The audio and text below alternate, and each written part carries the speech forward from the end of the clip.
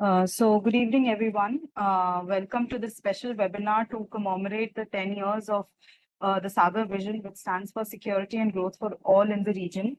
A little bit about Sagar Vision. It was launched in the year 2015, and it's not just an acronym, it's a vision which was set by the government of India, and one that underscores India's commitment to peace, stability, and prosperity in the Indian Ocean region and beyond. Today, we are going to take a moment to reflect on the journey, impact, and the future. And when Honorable Prime Minister Narendra Modi first articulated the Sagar vision during his visit to Mauritius in 2015, the message was clear that India will be will do its part as a responsible maritime power. So let us use today's webinar to celebrate a decade of progress and speak dialogues on how we can shape the Sagar's next phase. During today's course of webinar, we will have a lot of presentations. We have 12 presentations in total, but a few of the presenters could not join. Just one person could not join, and we are expecting one more person in the second half. So there's a little bit of shift that you'll see as per the agenda note. We do have a lot of experts from the domain, including Ambassador Anup Mughal and Professor P.V. Rao, who have joined us, and we'll soon be joined, and Captain Sarabjit Parmar also, who has been a part of our journey in the previous webinars as well. So I welcome all of you for today's webinar. Thank you for joining, and let us begin the discussion. But before we begin the discussion, I do have a few guidelines for the speakers and for the audience. So first, I'll dictate the speakers' guidelines that keep your presentation within the time frame of 8 to 10 minutes. Align your remarks with the theme, which is Sagar's evolution, impact, and future. And a soft bell or a screen reminder will be provided at the 9th minute while you're presenting, so that 1 extra minute can be used by you for wrapping up everything. And for the audience, I would request that all of you keep yourself muted when the presentations are on, so that we avoid background disturbances if at all that happens. And you can drop in your questions if you have in the chat box, which you can see at the right corner of your screen. So let us have the first presentation, and I'd like to call upon Dr. Commander Arnav Das, who is the founder and director of the Maritime Research Center, to make his keynote address and make the presentation on the topic UDA framework and the Sagar vision. Over to you, sir. Thank you, Nishtha. I would also like to thank our speakers, my internal team, and of course, Ambassador Mudgal sir, Professor P.V. Rao, Captain Parmar sir, and Radhika ma'am will be joining soon. So I'm making the first presentation probably to just elaborate on how the UDA framework fits into the effective realization of the Sagar vision. I'll be covering under these heads. First and foremost, when we talk about the underwater domain awareness, we must keep in mind the tropical conditions. The Cold War era was the beginning of development of these technologies, but this was for the temperate waters. But today, the larger deployment of the underwater domain awareness is in the tropical waters. So that differentiation has to be understood and has to be prioritized whenever we want to talk about the UDA framework. And even the Sagar vision is very, very important in terms of its maritime connection. So the Indo-Pacific strategic space is what is now being prioritized by the global community. And by definition, the Indo-Pacific strategic space is the tropical waters of the Indian Ocean and the Pacific Ocean. So again, the tropical waters become very, very critical here. Now, when we talk about the Indian Ocean region, it is in the middle of the tropical waters. And what is important here is India's position in the Indian Ocean is very, very unique. I mean, you can see the peninsula jetting out, and no other country in the region will have as much geopolitical and geostrategic relevance compared to India. So India has no choice but to play a leadership role, and which is aptly mentioned in the Sagar vision. Now, India in the 21st century, it is very important for us to take note. I mean, Sagar vision is one, but to support the Sagar vision, the government has also announced many other projects. So to support that also, we need to ensure that the underwater domain awareness becomes a key priority, which is yet to be given that priority. So the Sagar Mala, inland water transport, transboundary river management, multimodal transport, digital transformation, and Atmanirbharta, everything requires capacity and capability building at a different scale. Now, if we just focus on the Sagar vision itself, by definition, as aptly mentioned by the Honorable Prime Minister in his Shangri-La dialogue keynotes address, the security concerns in the IOR because of the political volatility, blue economic possibilities. I mean, being the tropical condition, there is huge opportunity for economic growth. But also we must realize that we are a 10,000-year-old civilization, so there is ample amount of traditional knowledge and practices which needs to be mapped in the present context. And then India's aspiration to play the leadership role in the Indian Ocean region is also. So here again, I mean, diplomatically, if we can extend the capacity and capability building in the region, that will automatically give us the leadership role that we desire.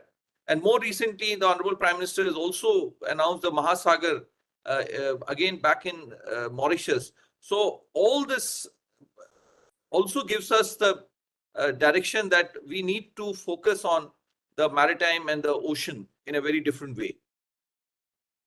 Now, for any strategic purpose, people, economy, nature become the triple bottom line, as they say.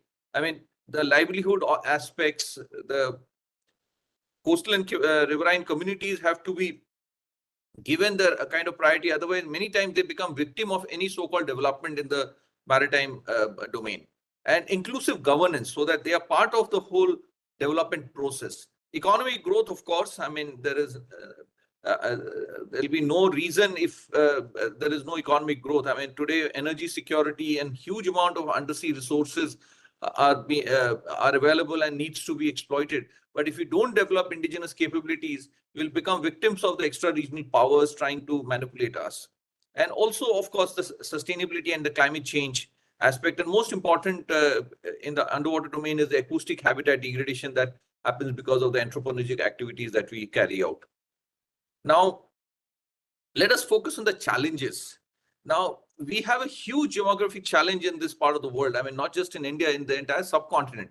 I mean, almost 25% of humanity resides in this part of the world.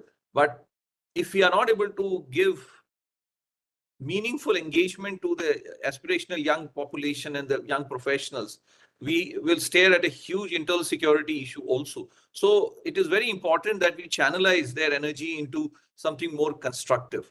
Secondly, the diversity of indigenous community. I mean, on one end, we may claim that this is a big problem in terms of scaling up, but there's a huge amount of knowledge that resides, and how to map that using the modern digital transformation or digital technology to scale up this whole effort is something we need to look at. And here again, underwater domain awareness will play a very, very important role. Now, in terms of sediment transport, I mean, we are looking at huge amount of water transport in this region, and that's the most effective and cheapest, or we could say the most efficient. But the problem here is that unique sediment transport pattern creates a huge amount of navigational challenges. Now, if we don't do a thorough sediment transport study, we will not be able to channelize the navigability in this in these water bodies. I mean, whether it is coastal transportation or inland water transport. So, because we constantly keep on going to the Western countries or Western nations for supporting us in this, but they don't understand the tropical waters. So we have to understand the UDA in a very different perspective. How to make it sustainable? I mean, everybody is rushing towards a lot of opportunity that we see, but how to keep it sustainable is again very important, and UDA will play an important part. Climate change risk assessment or even resilience. I mean, 75% of the earth is water, and out of that 90%, I would say, is below the surface. So without the UDA, how are we going to drive climate change? I mean, how do we study climate change is also something. I mean, the entire modeling and simulation has to originate from the underwater domain awareness. So there is a huge opportunity there. But there is a huge challenge of suboptimal sonar performance. I mean, the sonar performance degrades by almost 60% compared to the temperate waters where they were designed. So there's a huge challenge which need to be kept in mind, and they have to be prioritized. The second is the opportunity. I mean, whether it is Sagar, Mala, again, here the navigability is a huge challenge. But we are constantly looking towards dredging as a de facto solution, not looking at sediment transport study. So underwater domain awareness becomes a very important aspect here. Inland water transport, again, I mean, if you talk about the national waterway number 1 and 2, Ganga and the Brahmaputra, the siltation is a huge challenge, I mean, because of the tropical condition. So how to keep these waters navigable throughout the year is a big challenge. So again, here the sediment transport study will become important, and excessive dredging will only make these projects unviable. Deep ocean mission, I mean, International Seabed Authority is also facing a huge challenge in terms of, giving the exploitation permission. I think there is a lot more work to be done in terms of underwater domain awareness and the capability for sustainable exploitation. Fisheries and aquaculture, again, here we see fisheries and aquaculture has become unsustainable because of wrong practices. So again, how to navigate this in a sustainable manner, a lot of underwater domain awareness will be required. My colleague will present, I mean, some of the papers are dedicated to each one of them that I'm talking about. Strategic security, of course, is a very big concern, and huge amount of, I mean, after the 2611, MDA maritime domain awareness got a lot of importance, but I think underwater domain awareness needs far more prioritizing. Gati Shakti is an important initiative where the effort is to coordinate among the various stakeholders. So underwater domain awareness should also become an integral part of the Gati Shakti initiative, so that then information can be shared and much more coherence can be brought into the whole effort. And of course, in the freshwater system, again, because of high siltation, our water bodies have become very, they have depleted the storage capability. So that's a huge problem. How to make them more sustainable, and even it impinges on the dam security. So this is the framework that we talk about, the underwater domain awareness framework. If you look at the 4 sides of the cube, it represents the 4 stakeholders that we talked about. But the core will be the acoustic capacity and capability building. Unless we are able to generate enough information below what is happening below the water, we will not be able to drive it. And if you look at the vertical construct, a lot of sensing, analysis, and regulation is required. So each of those smaller cubes will define those specific applications and the specific areas that need to be focused. And even from a demographic aspect also, our young professionals and students can pick up projects which will make them far more employable. And it will define, even for the government also, it will allow them to channelize the resources and the funding in a more nuanced way. And this we have divided into various specific problems like underwater radiated noise. It's important for the Navy in terms of acoustic stealth, but it's also important for the conservation, ecological conservation activists, also acoustic habitat degradation. The same technology or the capability can be used by various stakeholders like ship designers and ship builders also can use this capability. And similarly, sediment management. Again, whether it is water resource management, inland water transport, even for deploying assets in the water bodies, I mean, whether it is for defense or even other applications. So this is the digital transform. I mean, I think the only way forward is digital transformation. So you can see a map which we have built using modeling and simulation in the Indian Ocean region for underwater noise. So this kind of heat map, I mean, spatiotemporal mapping will help the policymakers to drive this in a very, very nuanced manner. So modeling and simulation, I mean, if you, in the conventional way, people will say that we need to deploy sensors and do, but how many sensors can we deploy in our EZ is something. So modeling and simulation is the only way forward, and my colleague will be discussing this. So to see, to understand, and to share is what we talk about in terms of acoustic capacity building. So to see is this hardware, the sensor and the platform which will carry the sensor. To understand is the data analytics that will be required. And here the customization will be possible. And to share is the is real-time sharing of the information in a user-friendly format for the user. And in terms of human resource, high-end data analyst, domain knowledge specialist who will interpret the data, and then the field deployment. The field deployment specialist is where the coastal and the riverine communities can be involved. And it will be such a beautiful thing to have these people part of the digital transformation. So outreach, engage, sustain is the way forward, according to me. I mean, we need to do a massive sensitization. A lot of people don't even understand the nuances. And once they understand, then more customized engagement, and then how to sustain it through policy and technology intervention. And I would say, I mean, in terms of center of excellence, I mean, the 5 pillars, I mean, research, innovation, skilling, and knowledge, and also policy. These all 5 pillars need to be driven together. So I think that's the end of my presentation. Thank you, Nishta. Back to you. Thank you, sir. Thanks for your insightful presentation. With this, I think we'll move on to the next speaker of the day. We have with us Professor P.V. Rao, who is a maritime studies expert, an expert in maritime studies. A little bit about his areas of research. He has the interest of his research lies in topics such as regional trade system, SARC, maritime studies, South and Southeast Asian political and economic relations. Professor Rao has also been the founder editor of the Indian Ocean Survey, a biannual international journal, now being published by the Routledge, UK. He published over 40 research articles in the Indian and foreign journals. He was the director of Center of Indian Ocean Studies, Usmania University, and a member of UGC Committee on Area Studies. So he regularly lectures at colleges of air warfare, College of Naval Warfare, and several other academic institutions. Over to you, Professor P.V. Rao. Good afternoon, all my colleagues on the board at the other end. Now, I just want to initially make a couple of statements. One is purely personal. I'm no sailor serving or superannuated. Nor am I an oceanographer or ocean scientist. I'm just a retired academic. The only reason and my credentials to be on board this webinar is that I have been consistently showing my academic interest in maritime affairs with special reference to India. That's the main reason. So please don't take seriously what I say about UD, about which I don't know anything. In fact, I learned only out of this concept of late from Dr. Das.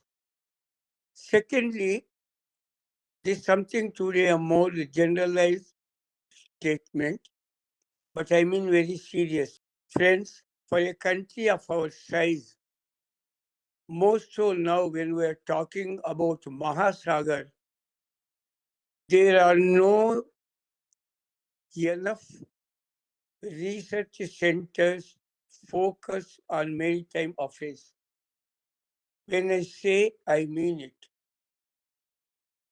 In the university system of India, as of now, there is only one Center for Maritime Studies in Pondicherry University, which is very active. The center which I was heading, and one or two more centers on India's maritime studies, unfortunately, have been closed down by the University Grants Commission. There are in the public domain supported by Government of India, partially or fully, like IDSA or National Maritime Foundation, etc. About them, I do not want to comment too much. They are doing human service. But I'm rather surprised, pleasantly delighted to share with all of you, outside the academic domain, outside the public establishment, I come across the Center for Maritime Research focusing on UDA by two pioneering people, senior colleague Dr. Praful Tarera, am I right, sir? And Dr. Arnab Das. I mean, these people are really giving a very good shape. I wish the best for the center and proud to be associated. Thank Dr. Das for having taken me into confidence into the activities of your own center. When I say it, I mean them. Now, having said this one, let me come to. I have been advised, Dr. Das, that why not I speak something about how underwater domain awareness can be contextualized what we are talking about maritime power. Dr. Das had a reason to suggest this to me. I just finished my book, supported by the Indian Council of World Affairs, India's Maritime Power. Maybe, hopefully, by the end of this year, the book should come out. But that apart, let me say, I have taken the view that in our country, reasonably good degree of research, debates are going on about India's naval power. Quite often than not, naval power is interchangeably used with maritime power. I am not disputing that one. It's quite common. But maritime power, if somebody takes a little bit of a more interest, is there is a subtle difference? No, rather substantial difference between these two concepts, naval power and maritime power. Maritime power has been of late in this country is being popularized only of late. And in that one, naval power is one of the components. I have read, I have spoken to some of my naval colleagues. They do admit, when you say India's maritime power, the Navy, of course, is an important factor. But there are other components to the India's maritime power, which more than me, as a professional, now as a researcher, as an organizer of this center, Dr. Das explained in very lucidly in the beginning, in the introductory. I would rather say this one. What is it that doesn't go into maritime power? Is it concerned only the factoring sea and the resources into the national perspective? I would rather say, as a student of Indian development, etc., maritime power is an important dimension of India's national power. Maritime power by Indian scholars, more senior, more learned than me say, it includes shipping, port construction, fishing modernization, so on and so forth. Of course, the merchant navy, very important one, and conducting ocean research, development of ocean technologies, so on and so forth. Let's now say to what extent the government of India has introduced, if at all, any important policy initiatives which can complement India's maritime power. I am of the opinion, friends, either in the public domain in terms of research or at the government level, the concept of maritime power of India is gaining encouragement, momentum only in the last a decade and a half. This is my submission. And if we see from the government point of view, yes, some important, rather very important policy initiatives have been introduced, which will definitely go into the different components of what we call maritime power. As Dr. Das had been mentioning, Sagar, India's first ever National Maritime Summit held at Mumbai, which emphasized constructing more and more shipyards. Then the more recently introduced Pradhan Mantri Matsya Sampada Yojana, then also giving more encouragement and bringing private sector into national shipbuilding enterprises. Then more importantly now, what is called the National Deep Ocean Mission. Excuse me. National Deep Ocean Mission, in fact, touches upon more solid, deeper aspects of complementing the sea, its vast resources, etc., to national development with particular regard to the maritime development. Of late, I hear, somebody can correct me, maritime development also is a factor that is incorporated into what we call the Maritime Vision of India 2030. In fact, I read and I wrote quite a bit about India's maritime vision in my forthcoming book. The Maritime Vision 2030 clearly says, among its objectives, quote, enhancing India's global stature as a maritime power, unquote, is one of the stated objectives of 2030 Maritime Vision of India published by Government of India, Ministry of Shipping, Ports and Inland Waterways. Later on, I am sure many informed scholars the other end would know that Maritime Amrit Kal Vision 1947, more recent one.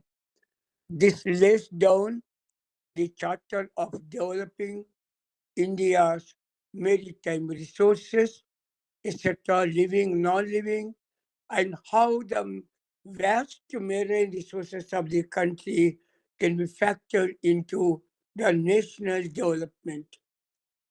The 1947 Maritime Amritkal Vision is a more enlarged vision, charter, sketch of the 2030 Maritime. So friends, I am at the cost of repetition, I may say, Sagarmala, the two maritime visions, 2030, 2047, then the maritime summits, emphasizing on shipbuilding, deep post mission, etc. These are most important policy initiatives which have been of late introduced by Government of India. Now, one thing I want to say, deep ocean mission, being a non-ocean science student, I really could not understand. I spoke to some of my friends and I did a little bit of reading. Deep ocean mission really emphasizes substantially deepening India's public interest to galvanize, to leverage the ocean floor, underwater ocean floor resources, such as minerals, etc., for the national development. I understand already under this mission called DOM, operation vehicle called Samudrayan, and its supplementary Macha 6000 have been launched. I checked carefully myself. The minister concerned for this Ministry of Ports and Shipping made a statement that Samudrayan and Macha have been already being launched and they are doing reasonably good work. These are what I mean to say, policy statements, operational vehicles, which have been put into action, but more recently by the Indian government. This is something some of us who are more interested in the maritime affairs of India should really compliment, should be happy about it. That my country, our country, though belatedly, has been evincing important interest in order to harvest, factor the ocean around us into the overall national growth, maritime power of this country. Having said this, quickly I may go to the second part of my presentation. I may raise issue, but I do not have answers, frankly speaking. Do we have the requisite instrumentation or technologies in order to see that these very ambitious and also very expensive programs like Deep Ocean Mission to execute them?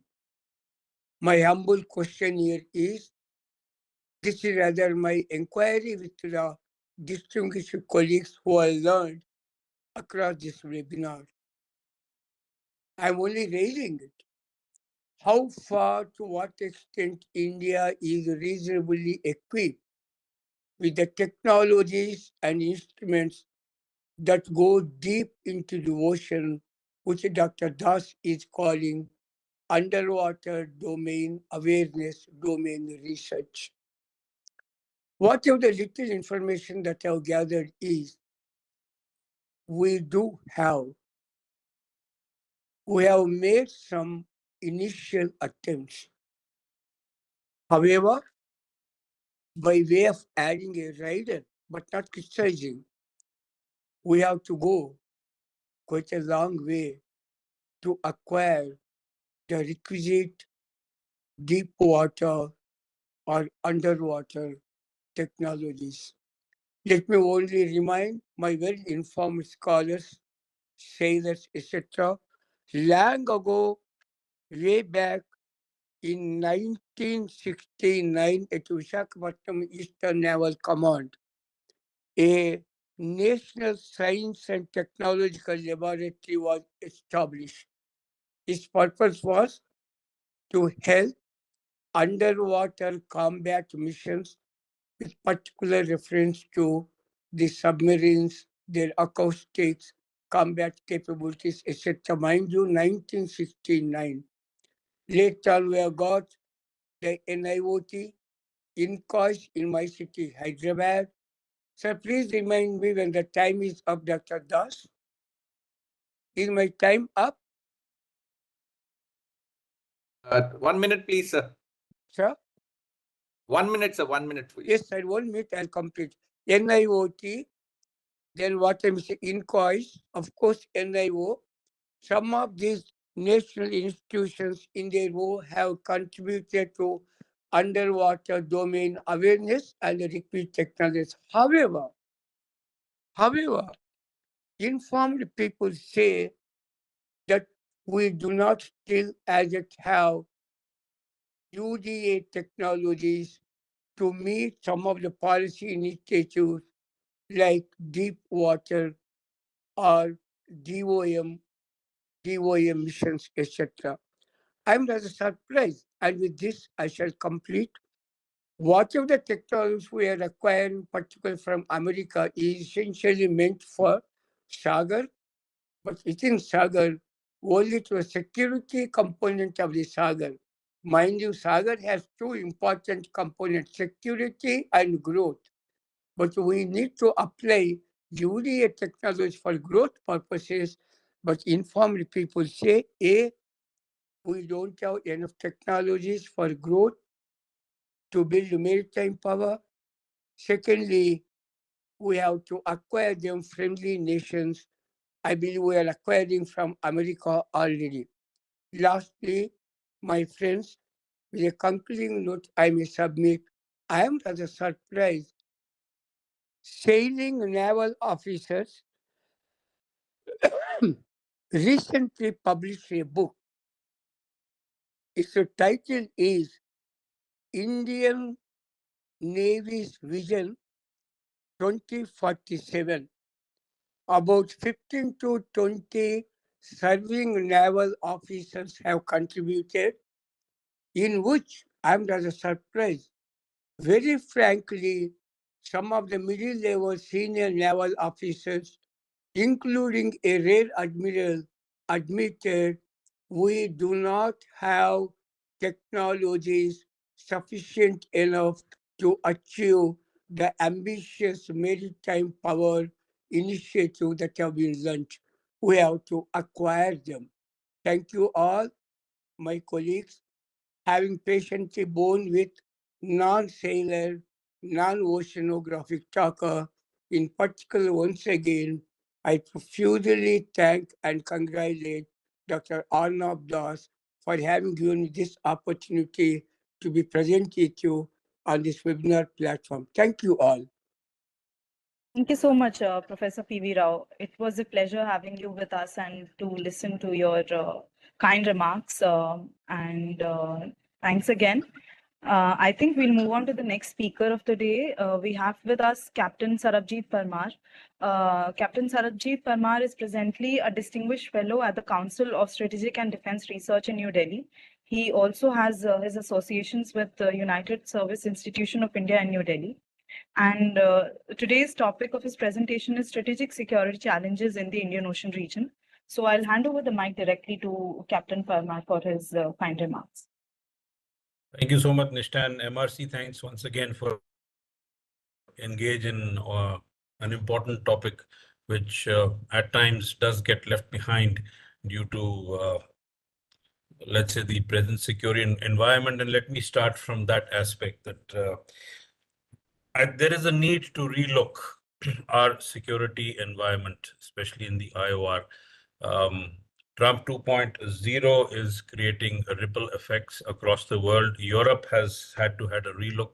And although there is nothing directly that impacts the Indo-Pacific or the Quad or the IOR for that matter, but we should be ready for sort of taking on the onus of security in the IOR. And that is, so let me start with the fact that since we are talking about Sagar and what Professor Rao mentioned, the elements of security and growth, and if we focus on three pillars of enhancing stability, ensuring security, and preserving peace, we wouldn't be too off. And these three pillars are strong, then we can sort of maintain a sort of a strategic security umbrella in the IOR. And I will restrict to the IOR. The Indo-Pacific gets a little too big right now. Right. And it can be argued that whatever multilateralism used to take place or cooperation that takes place between nations is under the security blanket provided by the presence of the US, its alliances, its strategic relationships, and also the strategic relationships between other nations that operate under this sort of a security blanket. So that provides the strength. Now, if the US is going to sort of weaken the threads of that security blanket, then obviously we need to revise the way we look at maritime security especially, and that is the main meat of today's discussion. So therefore, it is time that middle powers of the Indian Ocean region and all those other nations who have a stake in the IOR get together and work at a semblance of a security blanket. And if you do remember, in the last couple of days, we are engaging African nations. We have the Africa-India key maritime engagement, which is ongoing. We also have iOS Sagar, which is ongoing. So these are all endeavors under the umbrella of Sagar, which also includes our neighborhood first policy, our Act East, Look West, Indian Ocean Indo-Pacific Oceans Initiative, to name one or two.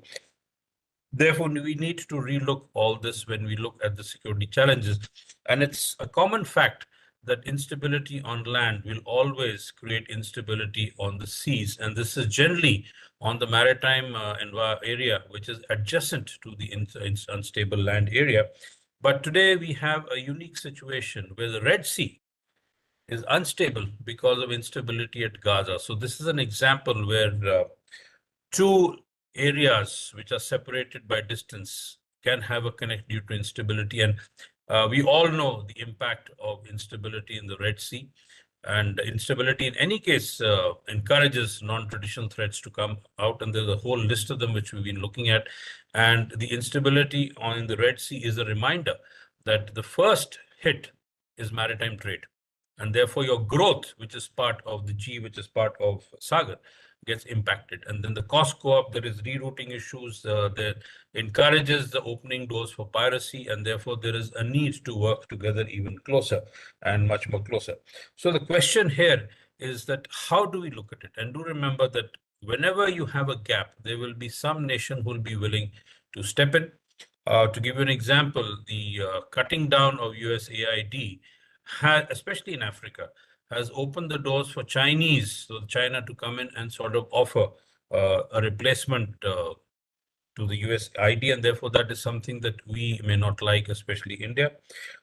This is an example. I mean, China is omnipresent in the Indian Ocean region in various areas. I'll just cover one or two examples a little later when we look at the underwater domain. But another nation that we need to look at very cautiously is Turkey. So Turkey is established in Somalia in a big way. It's got a base. It's looking after their maritime security. It's training its navy. This is something that actually we could have done. But we have Turkey established in Somalia. So the question here is that the more Turkey stays in Somalia, it has more access to the Indian Ocean region. And more recently, it asked for a missile testing area in the Indian Ocean region, because obviously the maritime area it has in its own proximity is too less. So these are certain examples of instability can be created by either gaps being filled up by other nations or due to a loss of interest of a certain power in that region. And therefore, this has resulted in a relook at the rules-based international order. And I go back to the middle pass coming together, which is something we could do. And I think when we look at the nations who are participating in the Africa-India key maritime engagement, we see Sri Lanka is also a part of it. And so therefore, I would say that we need to work together. India, Sri Lanka, South Africa, these are some names that come off the top of my head in the Indian Ocean region. France, which is a prominent player in the Indian Ocean region. So we need to have a relook at how is the security blanket and how is the security engagements going to continue if there is a weakening of that security blanket. And therefore, while there is a rules-based international order, there's a parallel narrative of a deals-based order. So we need to balance the two very, very carefully. So let me come to how this change in the security environment and the incoming challenges, some have been discussed, and I will look at three of them in the underwater domain. So let's look at what the term gaining prominence is seabed lines of communication, which are essentially submarine cables, oil and gas pipelines, and anything that flows on the seabed. We don't know what future technology will tell us. And so therefore, there have been instances of cables being cut. There is sensitivity where submarine cables are considered, mainly due to sovereignty issues and the sensitivity in territorial seas of nations.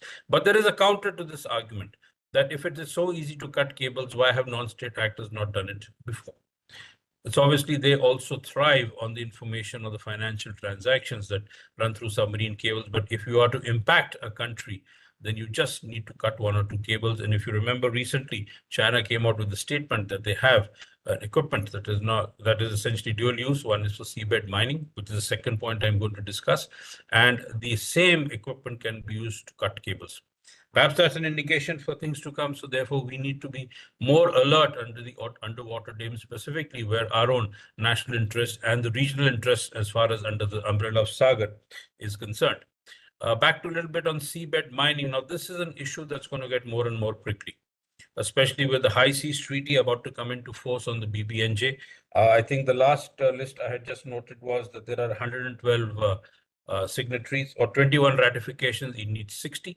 Surprisingly, this is one a treaty that India didn't sign on the first day. We've done it with UNCLOS and the other two bouquet, which is the bouquet conventions.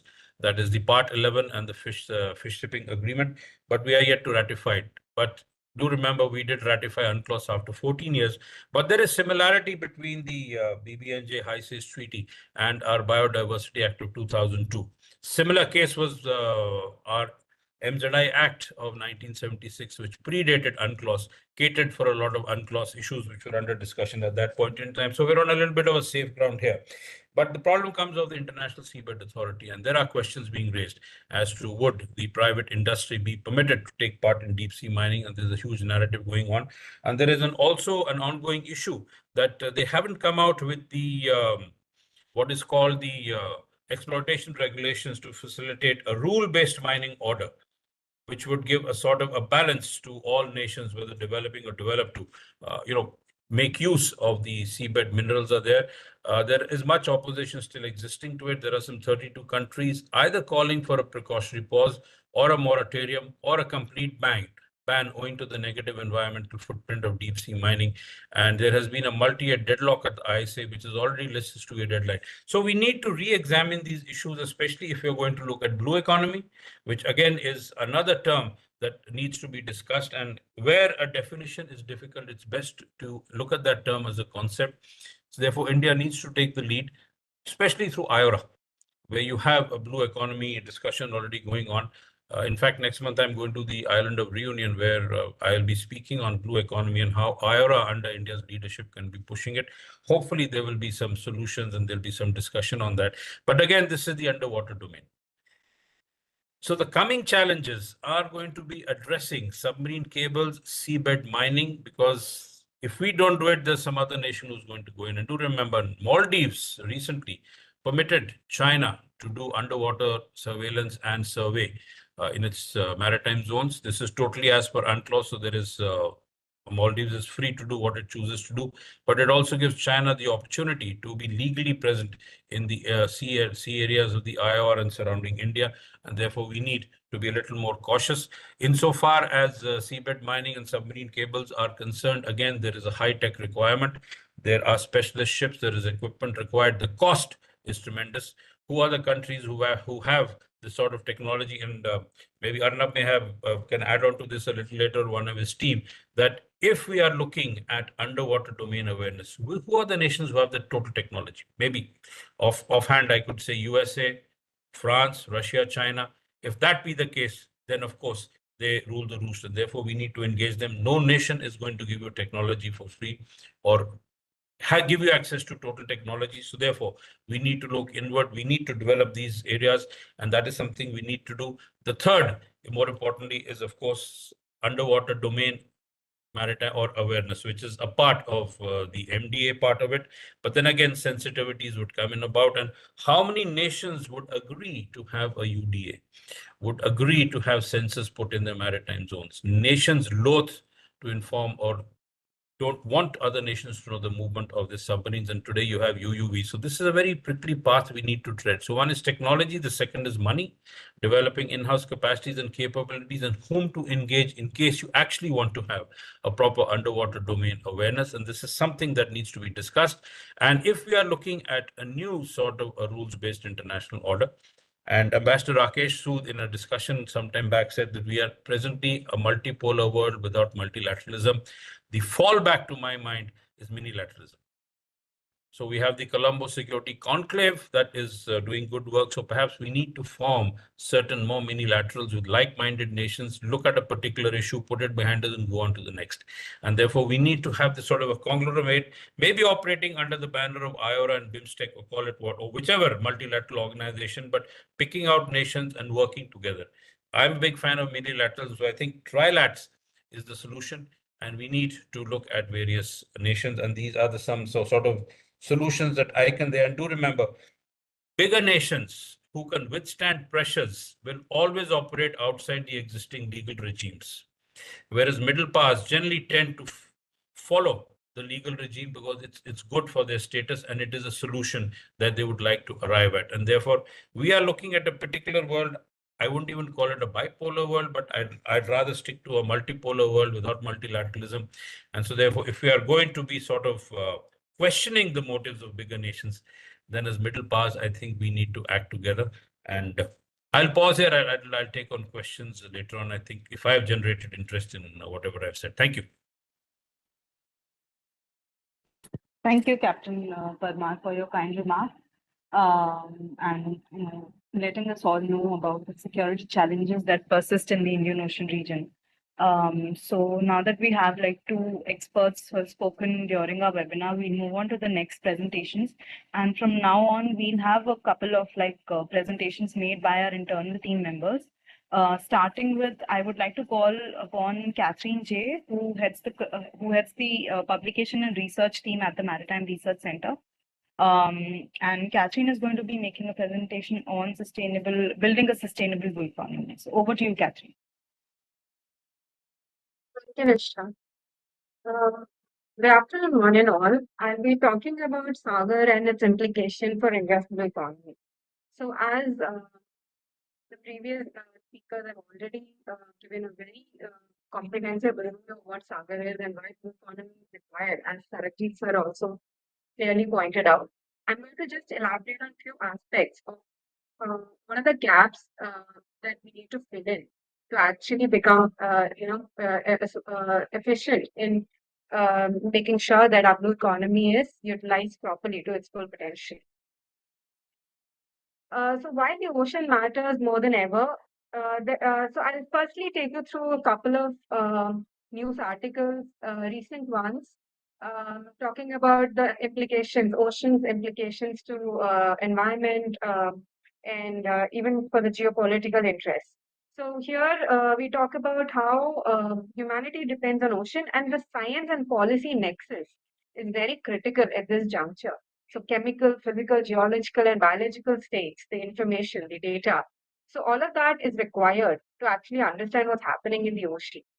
And then we have this particular piece of information where Western Pacific nations, and similar as Sarabjit sir mentioned, a lot of multipolar gatherings and also minilateral gatherings and trilateral gatherings are happening. And such example is this Western Pacific nations coming together. So this is a huge group of nations coming together to bridge the gap between science and policy and advance the restoration of the ocean health. So this is basically ocean health-based phenomenon. And then we have overfishing. So overfishing plus how the difference between the developed and the developing nations, the difference in the tariffs they impose on the fish products. So it's highly different. The tariff is very low, about 3.2% in high income countries, but around 14% among the developing countries. So this huge difference plays a very critical role in how we take our blue economy forward. And then we have the US factor. The US factor at present, the tariff imposition, etc., has led to a lot of commentaries saying how this could lead to the reshaping and boosting of the untapped potential in the regional and commercial links, such as the Indian Ocean region itself. And this could effectively lead to shifting in the policy, supply chains and the reassessment of global alliances. So this is going to be leading to geopolitical as well as ecology. So how can India at this juncture turn this tide into an opportunity for itself and for the global south? So that is the looming question. And another point here is the China factor. How how China's increase in trade with the global south is it's very high. It's really high as compared to the other nations in this region. So China is leading the whole blue economy sector in the Indian Ocean region. So that is kind of like a fact. And with the US tariffs set, trade lanes are already shifting, and China is actually benefiting from, as previously mentioned, China is set to benefit from all of these factors that US is putting forth. So blue economy is now a new frontier where for economic, and among all of this, blue economy is actually a tussle between the economic resilience and the sustainability of different nations in the region. Now, coming back to how we are placing Sagar in this particular scenario. Sagar 2015 had three major pillars and still has the same three major pillars: security, economy, and ecology. And this has given the stage for India's ocean diplomacy in trade, strategy, and environment. And till now, from the review that I could do, India has been involved in exclusive economic zone surveillance, search and rescue, first responder initiatives, oil spill disaster management, and also trying to maintain adherence to international with its regional partners, such as Maldives, Mauritius, Indonesia, Japan, etc. So these are the major sectors that by far Sagar, under the umbrella of Sagar, it has happened.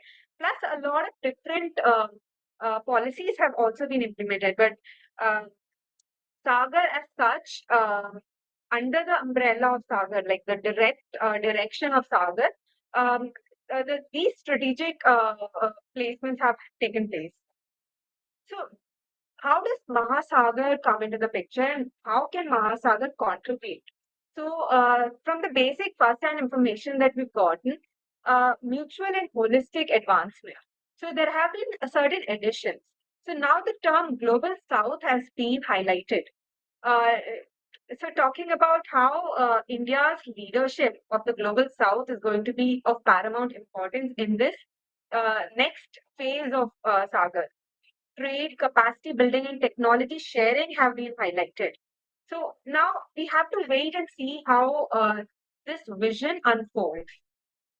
So blue economy, as all of you must know, it's a sustainable use of ocean resources for economic growth. It's inclusive. It uses, it promotes renewable energy.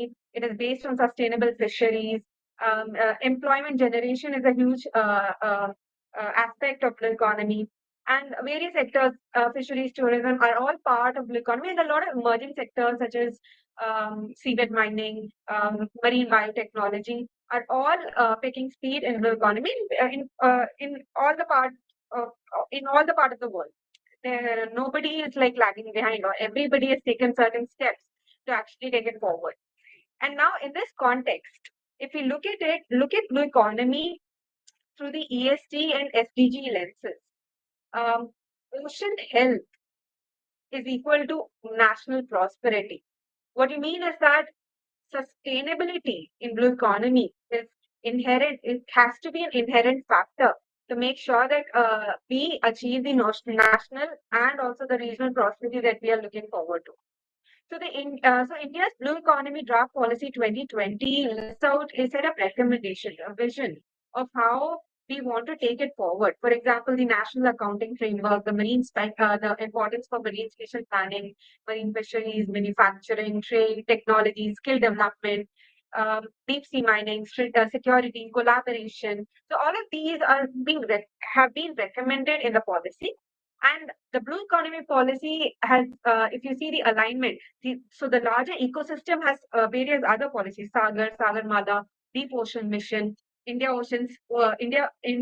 Pacific Oceans Initiative, Act East Policy, oceanography from space, launching of the Data Boys, New India by 2020, Amrit Kal Vision 2047, Project Mosam for the heritage perspectives between the countries, and India as a net security provider. So all of this provides in enabling ecosystem, of course. But a vision is only as good as the foundation it stands on. So what kind of foundation? So what are we missing? So there's a lot of underreporting of the informal sectors. There is no proper valuation of the marine ecosystem services. There's a lack of ESG tracking and robust marine spatial planning. And there's also a lack of scenario thinking.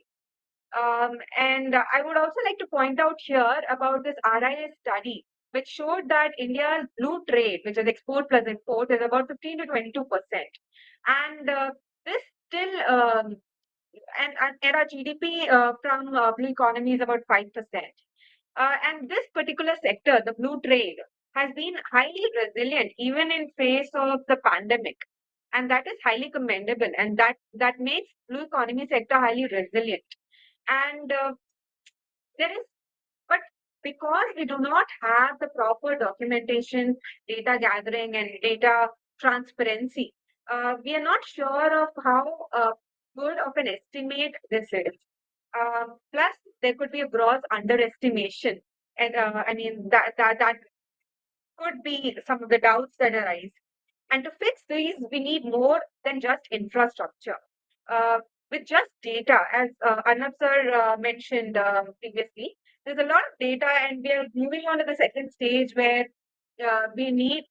So I'll wrap up, Nishta, in a minute. So we need the infrastructure, we need the insight as well. So insight should be based on the tropical solution for tropical partners. So Mahasagar could be the solution. So as I said, we have to wait and see how it unfolds. So Mahasagar could be India's response to the shifting world. And these are the different components of what we look for in the tropical solutions: skilling, knowledge generation, indigenous technology, etc., and thinking and flexible action plans. So where does UDA gets placed here? It's a strategic enabler. So to take the whole blue economy from the vision, the policy to precision. So real-time underwater sensing, modeling, acoustic capacity and capability, and generation, the knowledge generation, etc., will fall under the umbrella of underwater domain awareness.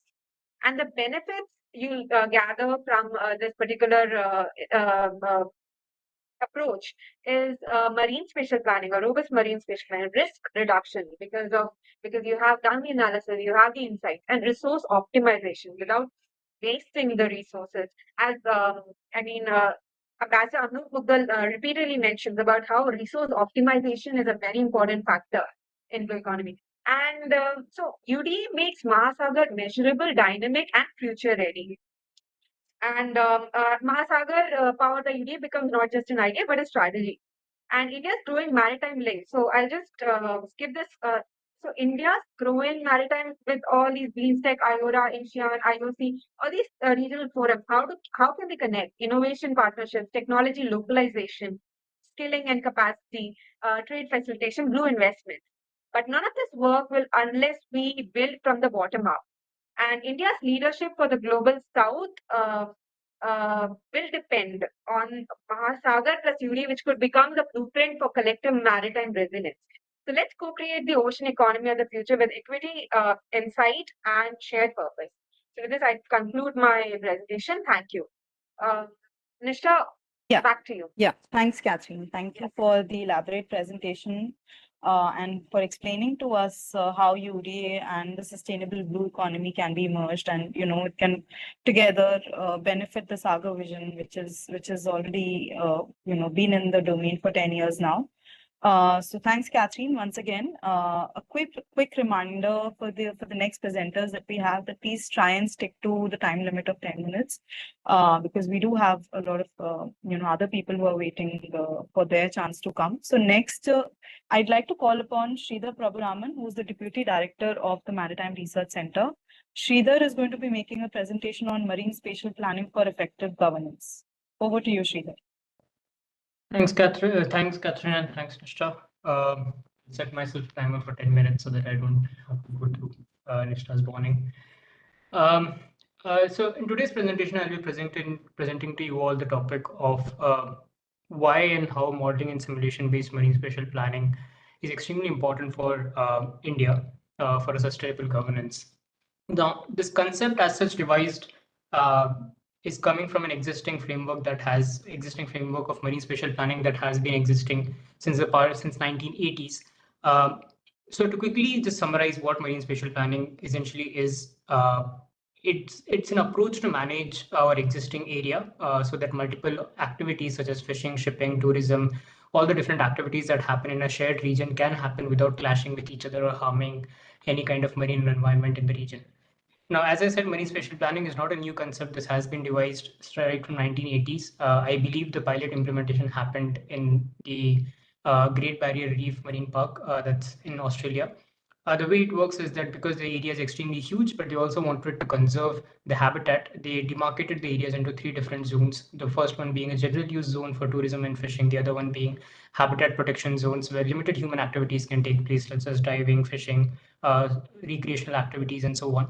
And then there are also no-take zones where human activities are completely banned to preserve the coral reefs, to preserve the marine biodiversity in the region. Now, it is important to note that the process of performing this essentially involves using static maps, identifying what are the different zones using some static data, and then demarcating them. And then obviously consulting with the stakeholders, the local community and the fishermen before going ahead and charting. Now, marine spatial planning as such is something that IMO and other agencies are trying to making a mandate of for different countries. And this completely and this totally supports our Sagar vision and the SDG 14 goals for economic growth, ecosystem health, and marine security. Now, although MSP has been mandated, it's not something mandated in the sense it's something that is recommended as a approach. It's not every country has been able to implement MSP to a complete as a complete framework. As you can see, India from the map, as you can see, India is still not having any kind of an official MSP. Sure, at this point of stage, the Puducherry, along with the India in collaboration with Norway as part of the Indo-Norway Integration and Ocean Initiative have initiated steps towards implementing MSP, and the NCCR is currently working on a pilot project in Puducherry for the same. However, in this presentation, we are trying to establish how the traditional MSP frameworks that exist across the country and especially for India is not something that is efficient or it will work in the upcoming future, in the near future. Now, why this is important, I'll skip over this. I think we have spoken enough about why things are important for India. But with a vast coastline and a vast zone that we have, it is important that we make use of that. And as Arnab sir has also mentioned, that the need for indigenous capabilities is right now that we need to look at. Now, moving forward, what we saw that happened in Great Barrier Reef in 1980s, today we have come a long way now. We have a lot of decision support interfaces, as we call them, for marine spatial planning. Interfaces that showcases different areas, different in a given area, what are the different kind of exclusive economic zones, what are the fishing routes, what are the marine infrastructure present in the region. And there are multiple tools that have been developed, a digital ocean platform for India, WIO Symphony for Nairobi, and so on. But all of these tools currently use static data. They use static maps to identify these things. That means that any kind of change that happens, any kind of climate change or any of those kind of impacts, those impacts are not recorded in the existing marine spatial planning tools. And now quoting, this is not something that I am saying or as an organization we are saying, quoting World Bank report from 2020, they have added the fact that in India currently there is a very fragmented and reactive approach. Multiple agencies are operating in silos with unshared data sets, leading to an uncoordinated decision. And this disjointed approach is what results in this information gap and the missed early warnings. Many of the states are still struggling to even formulate an integrated marine plan due to the limited data sharing and technical capacity that we have. So there are three aspects. There are three institutional and policy gaps that are adding to this issue of fragmentation. First is the fragmented governance. We have multiple ministries. We have Ministry of Earth Science. We have Ministry of Environment, Forest Conservation, and Climate Change, and so on, that manage different marine sectors with extremely poor coordination between them. So there is no central MSP authority which is leading an initiative for marine spatial planning. The second thing is lack of integration. We do not have any of the sectoral projects that we have, like ports or fisheries. All of them proceed in silos, and I'll explain a few examples as we move forward. And because they proceed in silos, there is no central agencies. There's no central agencies that mandate or look at all of these aspects. And there's also weak policy framework. None of the environmental impact assessment report that we have today looks at the cumulative impact of any kind of project on the future. It essentially only considers only the site-specific impact, and that too at a limited for a limited duration of time. So the root cause is very clear. There is no mandate. The data sharing is limited, and there's no unified decision support interface that allows for marine spatial planning. Now, to bolster upon this thought, there are two examples I would like to present, and why the comment made by the World Bank is extremely important. The first one is the coastal erosion and ecological impact. In Tamil Nadu, hard structures were constructed, such as for the sea, what we call as seawalls or grounds were constructed to prevent local erosion.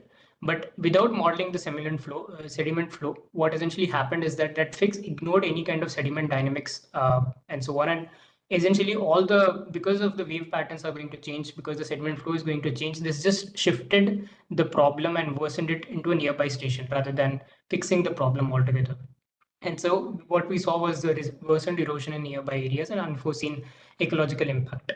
Now, had there been a modeling and simulation based spatial planning where we had assessed the cumulative impact while performing the project, this is something that could have been prevented. Another example is for stakeholder conflicts. A massive port was constructed off the coast of Kerala, which ended up completely destroying the ecosystem, completely destroying the location for the fishermen's habitat. And that what that ended up happening is many of the fishermen, roughly 56,000, ended up protesting and stopping a $900 million project. Now, this is something extremely, again, important to understand, that because the port construction only considered the infrastructure aspect of things. It did not consider how construction of port will essentially lead to marine habitat degradation. What is the cumulative impact on the other such community? That missing that angle is what causes such kind of issues to begin with. And then again, reiterating the root cause that I mentioned before, it's not that the stakeholders do not want to do it. It's just that there is no decision support interface that allows them to easily do that thing. And there is no mandate that requests them to perform a cumulative impact assessment while on an ongoing project or while performing a particular project. So what is then modeling and simulation based MSP? What we essentially present here is a kind of an additional approach, a kind of additional aspects to so what we essentially want here is adding two different aspects of the traditional MSP. What you can see in the orange zones are the traditional MSP, where we have real-time or historical data streams that we have that gets embedded into decision support interface and then the stakeholder consultation and so on. What it misses is currently the simulation engine and impact analysis. There is no simulation. The modeling and simulation based MSP essentially tells that we need to model different scenarios using the current data, using the live data, and identify what are the future cases or what are the future problems that might occur with the existing ongoing project. And that is then used for multiple scenarios testing.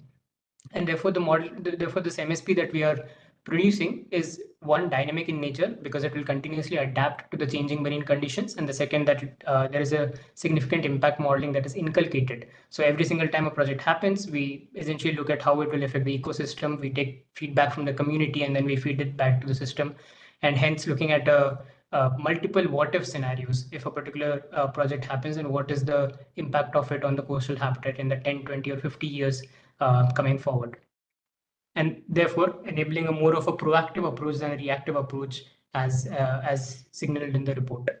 One example now to many what we actually mean by modeling and simulation. This is one of the good examples of what we can represent, where we are representing the noise that is emitted from the ship. We are modeling and we are simulating what is the overall amount of noise that is coming live in the current day and time for a given region. By not just the shipping. So a traditional MSP will only show the shipping traffic. We go beyond that and identify what is the impact of that shipping traffic. And that's what we are trying to recommend here, that the MSP that India needs to follow is modeling and simulation based MSP. Now, in the interest of time, I'll try to rush through a bit of these. The applications in IO are huge. I think we all know that shipping noise modeling is something extremely important. Shipping noise modeling is something that is extremely important. And this is not something that I'm saying just because we can do it. This has been done in the past off the coast of Sri Lanka.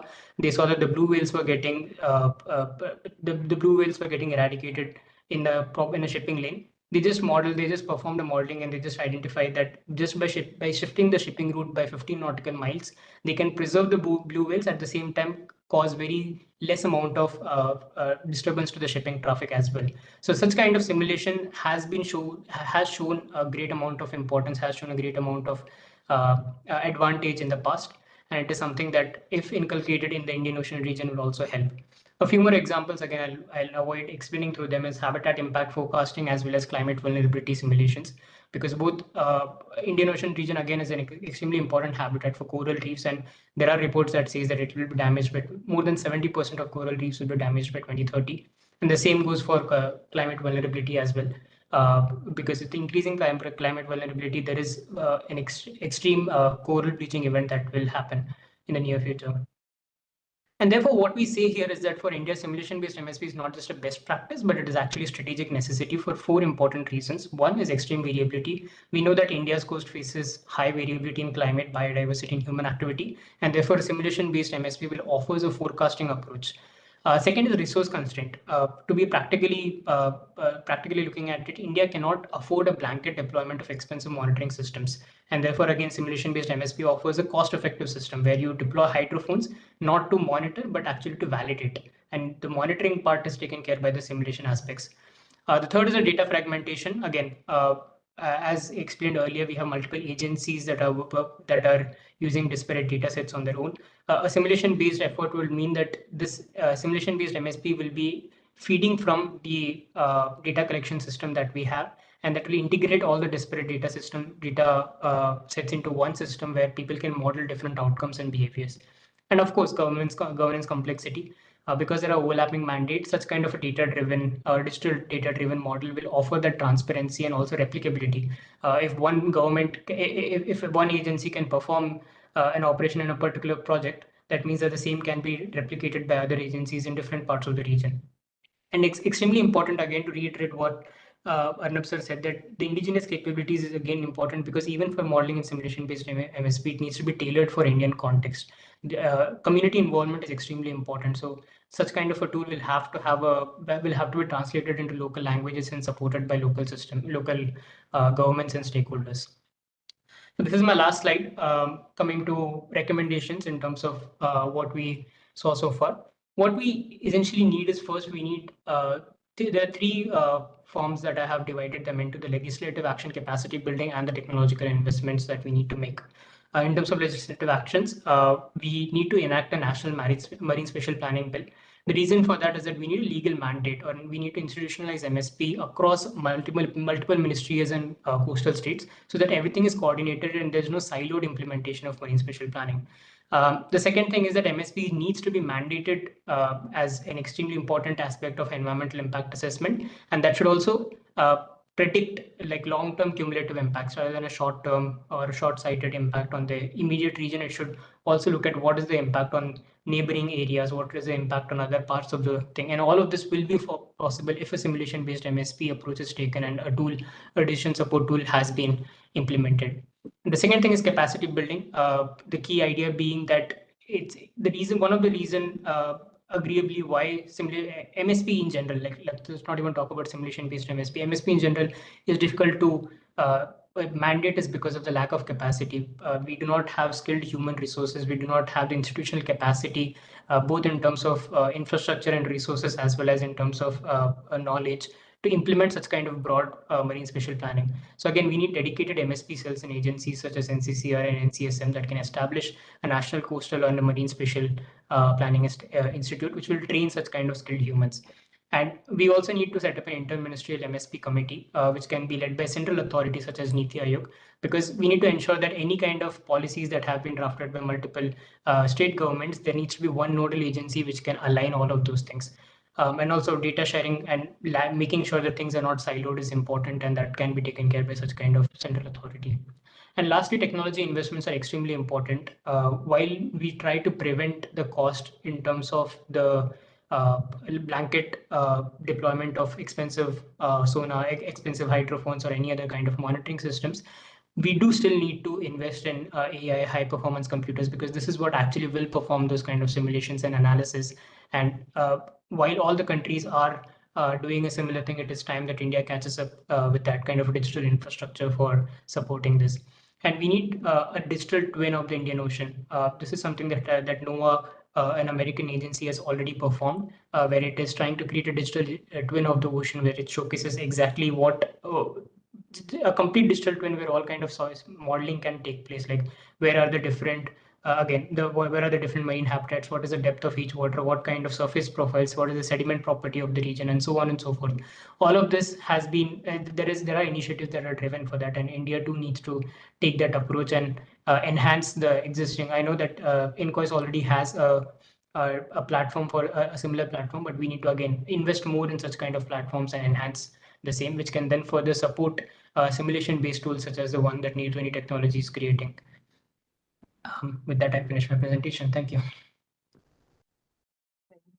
And I think with this, we'll straight away dive into the next presentation, which is going to be made by Romit Kaware, who is going to make a presentation on the topic sediment management and its strategic importance. So, Romit, you can take the floor. Good evening, everyone. I am Romit, and I'll be discussing on the topic of the based on the sediment management viewpoint. So, basically, we all know that Sagar Mala was launched as like a port-led development. So, development of ports around like a string of pearls around the Indian coastline.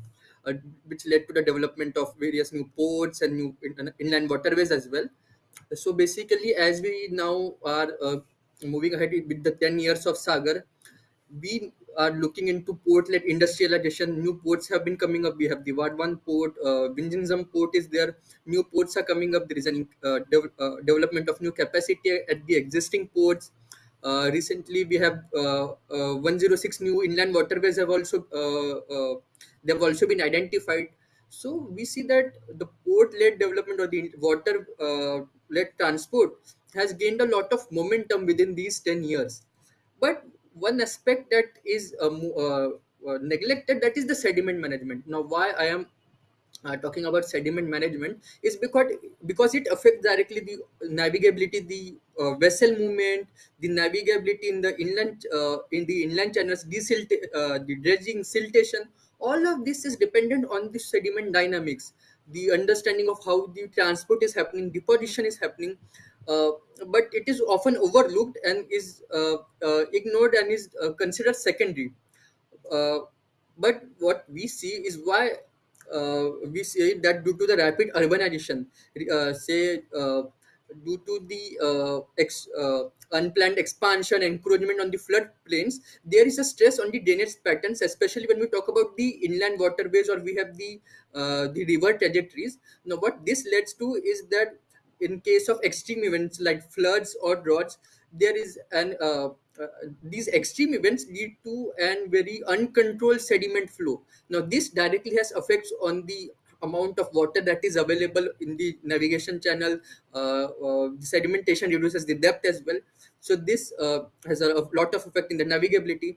Apart from that, the Indian Ocean region is one of the most least studied when we talk about the bathymetric conditions or the other acoustic related challenges as well. What is the benthic life or effect of the various anthropogenic activities on the marine ecosystem or on the suspended sediment flow? Basically, the Indian Ocean region lacks a lot in this particular the oceanographic research, uh, which is also like the Indian Ocean is also characterized by the tropical condition. We have unique conditions. So we have climatic conditions. The monsoon is an intense monsoonal system has been faced in the Indian Ocean region. All of this leads to various unique phenomena. The one of the thing is that the Indian Ocean region is again, it is one of the it has the highest temperature of all of them. So it affects the basically, apart from that, there is the salinity and the density of the water. This has effects on the acoustic propagation. So the acoustics are very much important for the assessment of the seabed. Now, these the acoustic waves are again dependent on the medium characteristics, that is the water basically in this condition. So the unique properties change the way how the propagation is happening. In fact, due to this, the Indian Ocean region is mostly considered as acoustically shallow. That means that the so far channel, which is required for the like the ambient or loss-free kind of wave propagation, is very much deeper. So this leads to a degradation in the acoustic sonar performance to around just to 60 to 70%. Moreover, there are a lot of marine habitat. There are a lot of say undersea cables as well, and a lot of human activities are also going on. The port operations as well. These again result in a multi-part propagation affecting the acoustics wave propagation also. So all of this, the anthropogenic and the climatic condition, lead to very unique phenomena which are not like seen in other regions of the world. Now, when we talk about sediment management, we have unique the sediment deposition, the sediment dynamics is there.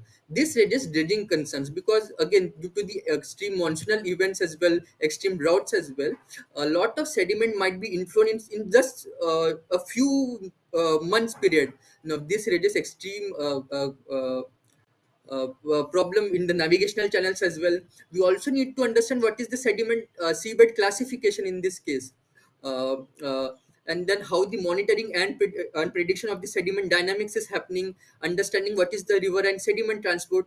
So all of these are the major aspect that the sediment management would cover. When we talk about the port management, if there is an unchecked or unmanaged sediment flow, So as you can see, it may lead to an excessive amount of sediment being transported into the uh, uh, into the sea, not through the basin or through the estuaries. And then this is also amplified by the excessive vessel movements. How the propeller, the movement of the propellers and all affect the sediment redeposition, because once for a particular region dredging is required and dredging is done, but then due to the lack of studies of how the say due to the various vessel movement, this sediment might be redeposited in that region again. That would again lead to have we need to again have proper studies of how the sediment dynamics is happening at that particular location. In fact, with the rising the climate change is there, rising sea levels are there, and then this leads to we have the El Nina and the La Nina condition. How the near shore circulation is changing. All of this has effects on the we have the longshore drift of the sediments as well. Now, this not only has effects on the port operations, but due to excessive, say, erosion of the sediments, there might be beach erosion as well. And due to the intermixing of the various sediments, sediment characteristics might change. So, say for a particular season, dredging has occurred, but then due to the various conditions, there might be sediment mixing due to erosion or other sediment inflow. The sediment characteristics might change, and that requires another kind of study before you conduct dredging for the next season and all. So the sediment flow is highly dynamic in nature, and that needs to be accounted based on the seasonal variation, based on the time of the year. As you can see, that due to sedimentation, a lot of navigational channels, this is the Kolkata port. So how the Hooghly River transports sediments. When we talk about the monsoonal system, we know that from the river flows through the Himalayan region, and how the activities that are there in the upstream side, a lot of deforestation might have happened due to some infrastructure development, uh, or say there might be some dams, and the release of water through dams might release some excessive sediment inflow. So how is that accounted for? Again, studies are required in that. Then, as I mentioned, shoreline changes, erosion is one of the most crucial threat, which again not only to the coastal morphology but to the people living across the coastline as well. We have shoreline erosion in the coast of Gujarat, coast of Tamil Nadu. Again, a lot of our coast is vulnerable uh, to the climate change. Then we have a lot of cyclones coming through the eastern coast as well. That also leads to erosion or leads to some very extreme sediment influx. This not only damages the marine the infrastructure, that the port infrastructure, but also has effects on the livelihood. It would lead to migration. So you can see there are a lot of socio-economic challenges as well. Then when we talk about the river and sediment transport, so the Indian rivers contribute around 15 to 20% of the global sediment flux into the Indian Ocean region. So you can see in this figure also it's so much significant that so much sediment influx is there. But even though there is no proper extensive studies to see how what are the various activities that affect the sediment influx, because it not only depends on the climatic condition, but on the various inland conditions as well. What are the developments that have been happening in the upstream side and in the downstream side as well. So what happens is, due to this uncontrolled sediment flux, there might be variation in the depth of the navigational channels. Now this reduces the accessibility of the vessels.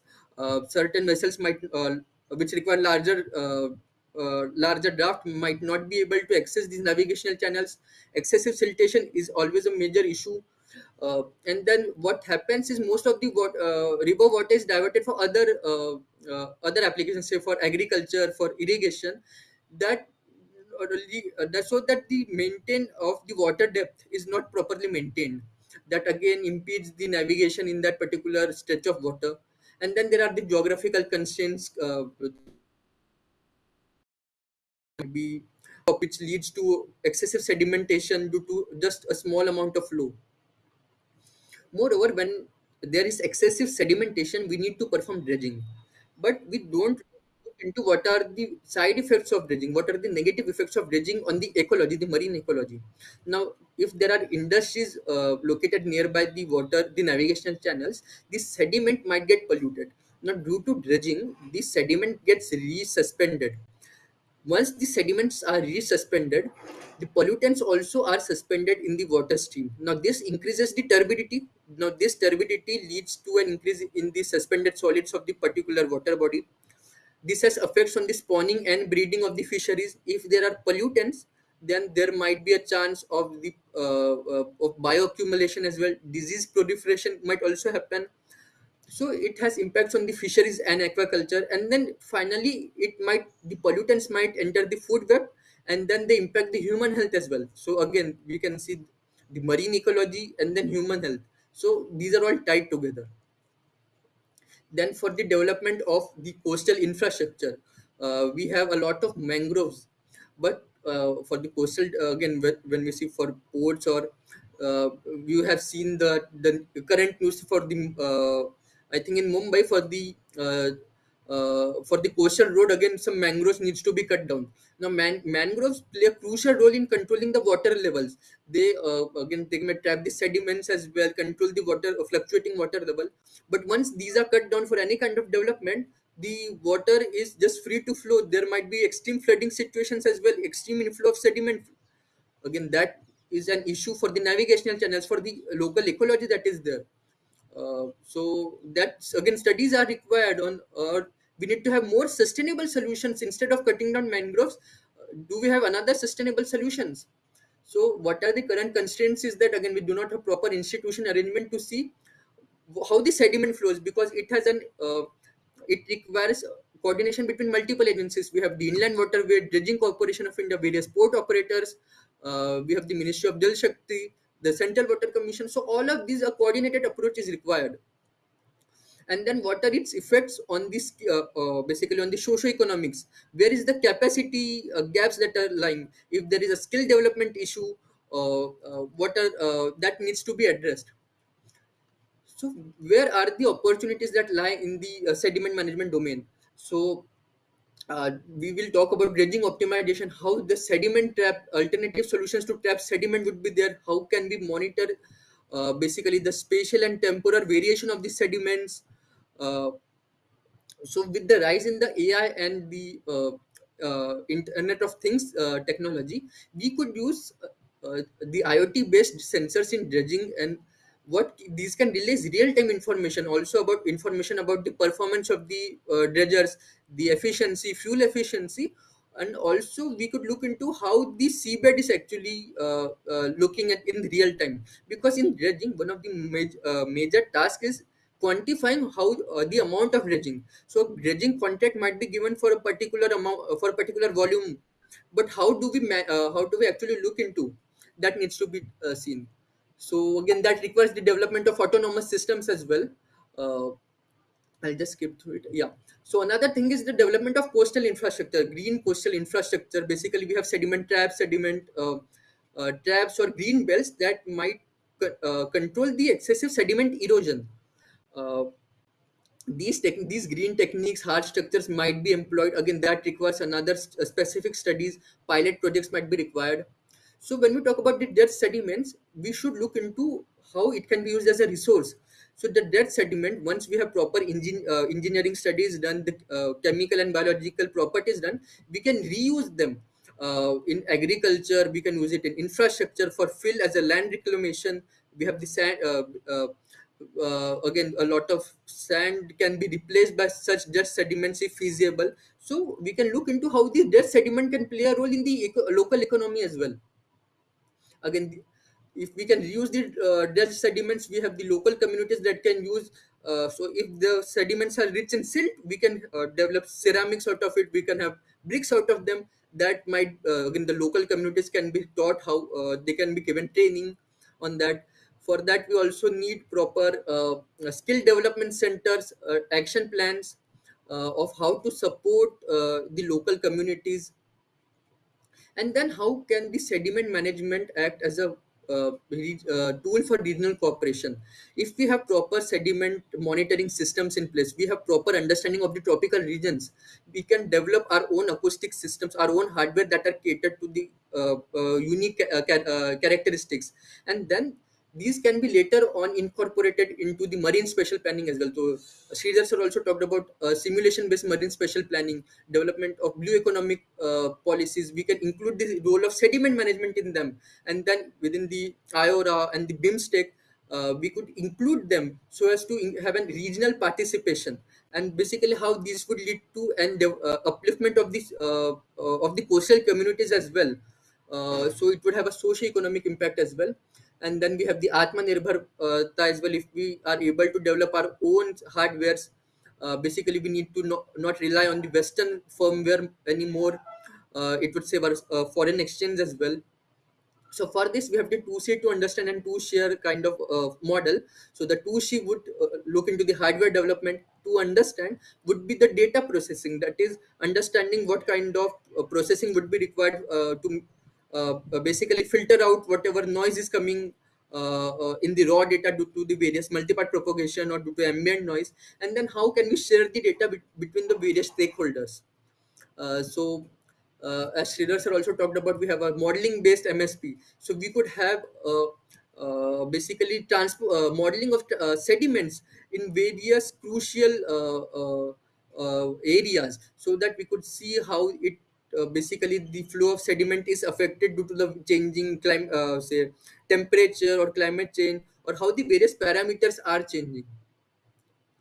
And then we can also have the various stakeholders. Basically, what we need to look into is the digital transformation. That is the role of the GIS, that is the geographic informative systems, remote sensing, satellite based monitoring of sediments to track the sediment flow over a large period of time. You could have automated data collection and analysis using the automated data collection systems, role of IoT based sensors, and then a centralized sediment repository can be created, which would include the various biochemical characteristics of the sediment that can be used for, say, dredging purposes or the reusing of them.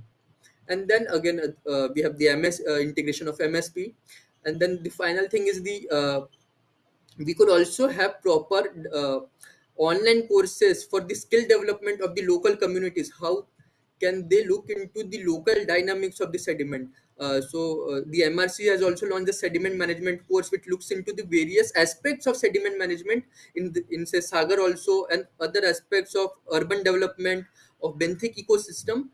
Such online courses can cater to a large audience across the globe, and again, this could also used as a soft power for India. So finally, what we require is a user, academia, and industry cooperation to develop sediment-related capabilities in the region. A lot of pilot projects are required for the proof of concepts, and then integrated policies between the various authorities. We have the maritime boards, the coastal management authorities, inland waterways authority of India. Integrated policies are required for a sustainable sustainable sediment related infrastructure development. So that's it from my side. Thank you. Thanks for your presentation. So that was Romit. He is a research fellow at the Maritime Research Center. And next, we should move on to the next presenter, who's Pradnaya Kumbhare. She's again a research fellow at the Maritime Research Center. So I'd call upon Pradnaya to make a presentation, and her topic is related to acoustic fingerprinting in maritime security and resource management. Hello everyone, good evening. I'm Pradnaya Kumbhare, an MRC fellow and undergraduate at IIT Bombay. Today I'll be presenting on National Policy Framework for Acoustic Fingerprinting in Maritime Governance, with a focus on comprehensive underwater domain awareness perspective. Let's begin with the basics of what is acoustic fingerprinting. So acoustic fingerprinting is the technique that identifies and characterizes underwater sediment by analyzing how sound wave interact with properties like grain size, composition, and moisture content. It serves as a non-invasive and efficient alternative to traditional sediment sampling methods with applications like in dredging, harbor maintenance, offshore engineering, and biodiversity mapping. Now, why is it important? So in India, there's a heavy siltation in river and coastal zones that has led to massive erosion with severely impacting navigation, port operation, and marine ecosystems. Now, these challenges are especially critical in tropical regions where sediment dynamics are intense and unpredictable. That's why acoustic fingerprinting is not just a scientific tool, it's a serious issue that demands national attention. It's a key to support India's Sagar vision, enabling maritime security, environmental protection, and sustainable ocean development. Moving to the application and strategic relevance. So acoustic fingerprinting has a lot of applications, like in sediment management, it helps track sediment movement in river, deltas, and coastal zones. For infrastructure planning, it is used to access seabed stability for projects like wind farms, undersea cables, and oil rig. It also supports marine ecosystem mapping, which is key to biodiversity conservation. Now, in dredging and navigation, it helps to improve precision, thus enhancing the port operation and navigability. Strategically speaking, uh, it directly supports the Sagar vision, promoting regional cooperation and sustainable maritime practices. It also enhances UDA, enabling real-time data-driven monitoring for marine environments.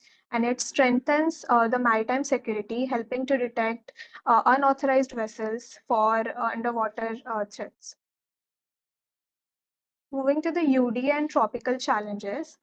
So our rivers like Ganga, Brahmaputra, and Godavari, they carry extremely high sediment loads due to monsoonal flow and dynamic hydrology. This leads to rapid erosion, siltation, and deposition that affects navigation, reservoir health, and even increases the flood risk. Now, these sediments also impact the marine ecosystems, including coral reefs, fisheries, and port operations. Acoustic fingerprinting under a UDA framework, it enables real-time sediment tracking and environmental assessments. Now, combining this with AI and satellite data can dramatically enhance predictive modeling for both sediment transport and ecosystem monitoring. Moving to the national investments, so India is already making significant investments in these fields, like DRDO and private industries are advancing in sonar technologies for defense and environmental purposes. Organizations like NIOT, NCPOR, they are actively deploying underwater sensors. The Ministry of Earth Sciences as well is funding projects that combine acoustic and AI for smarter analysis. There are institutes like IITs and INCOIS that are building classification tools for seabed and biodiversity studies. Even startups and offshore energy companies are investing in acoustic technology for renewable infrastructure and seabed monitoring. Now, this shows a strong momentum, but to fully leverage this technology, we need better coordination and policy support. So despite all these progresses, there are significant policy gaps. Like there is no unified policy. We lack a national framework that governs acoustic fingerprinting across sectors like defense, science, and industries. There is no structured way to share acoustic data among various stakeholders. There are multiple agencies that operate independently, and this causes the problem of duplication and inefficiencies. There are no national standards for data acquisition or processing, and existing defense and environmental policies, they don't yet incorporate acoustic fingerprinting for border applications like illegal fishing or environmental monitoring. These gaps, they limit a full potential of acoustic fingerprinting in maritime governance. So what can be done? These are some key recommendations. Now, establishing a national acoustic data network led by MOES, the Navy NIOT or INCOIS can help a lot. Secondly, public-private partnerships. So encouraging R&D through tax benefits, grants, and incentives to foster the technologies is another recommendation. Data sharing and framework. So creating a secure, tied system for sharing data among defense, scientific, and industrial stakeholders can also help. Involving BIS and research bodies to create national standards for acoustic data acquisition and analysis is another one. Incorporating acoustic fingerprinting into maritime security and fisheries management, especially for illegal fishing detection and habitat conservation, is another recommendation. Yes, with this I come to an end. Thank you. Thanks, Pradnya. Thanks for your presentation. I think next we can move on to the next speaker for today. We have with us Dr. Radhika Seshan. A little bit about Dr. Radhika Seshan. She retired as a professor and head of Department of History at Savitribai Phule Pune University. I think that she's still associated with Symbiosis School of Liberal Arts in Pune. Her area of specialization is medieval Indian history, within which she has concentrated on the economic history, especially maritime and urban history. So, and she has a lot of books and articles and research paper to her credits that ma'am has written in the past, and she continues to write. So over to you, ma'am, for your kind remarks. Thank you, Nisha, and thank you, Das, for inviting me to be part of this. The presentations by the interns were very, very interesting. So congratulations to the interns on doing a good job. Now, as always, I'm going to be talking from the perspective of a history person. And so while I understand and appreciate the connection, the emphasis on technology, on understanding the nature of current use, there are, I think, three aspects that I would like to also bring in. One is something that has been talked about for a while, which is that of community involvement. The issue over here is, I think, twofold. One is the issue of the communities themselves, as in there are, this is something that has come out of some of my recent research on the weaving communities. Many of the youngsters are not interested in getting into the traditional areas at the moment. Somewhere we are falling short of emphasizing the involvement of the community in not just the technology, but also in the relevance of technology to livelihood. It is still taken for granted that technology is to do with medicine, engineering, but the what we used to call when many years ago community science is something that needs to be emphasized. What then is community science about? It is to do with, first, the knowledge, the accumulated knowledge of generations, the understanding to the current generation of the value of that knowledge, and therefore not in terms of a dead heritage, but of a continued living livelihood choice. That, I think, is the first area that we need to emphasize, because there is a phenomenal amount of knowledge that is available. I have talked on earlier occasions of the, we just had this last presentation on sedimentation. There was the last time I talked about how the community near one of the rivers in Tamil Nadu was talking about how silly it was to start dredging at high tide because it was self-defeating. I mean, if you think about it logically, it makes sense, because at high tide, the sediment is just going to rush back into the river. The other is a fact, again talking of sedimentation, the fact that all of our rivers are so dammed that there is very little sediment coming down. What then happens to the underwater of those rivers? Khambat, the Gulf of Khambat, today has far less silting than it used to even 60 years ago. There was a time when it was said that the tidal bore of the Gulf of Khambat was what made sure that the Khambat area remained free of silt. Today, that bore is still there, but there is so much building that's happening that sedimentation is now moving further down the coast and blocking other areas. Older ports have had a problem, have had trouble. These are definitely aspects that need to be considered a lot more. Yet another dimension that needs to be understood is that of how we look at the idea of heritage. What defines heritage? Heritage is invariably seen as built heritage. But we need to remember that there is an intangible heritage which is equally important. By intangible heritage, I mean the awareness of the community of its own knowledge, of its own abilities, of its own engagements, and then the link between these engagements and multiple areas.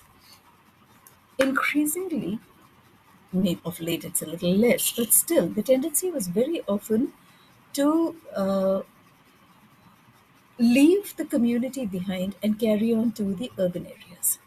And this is where I would come into port development. Today we are looking at ports.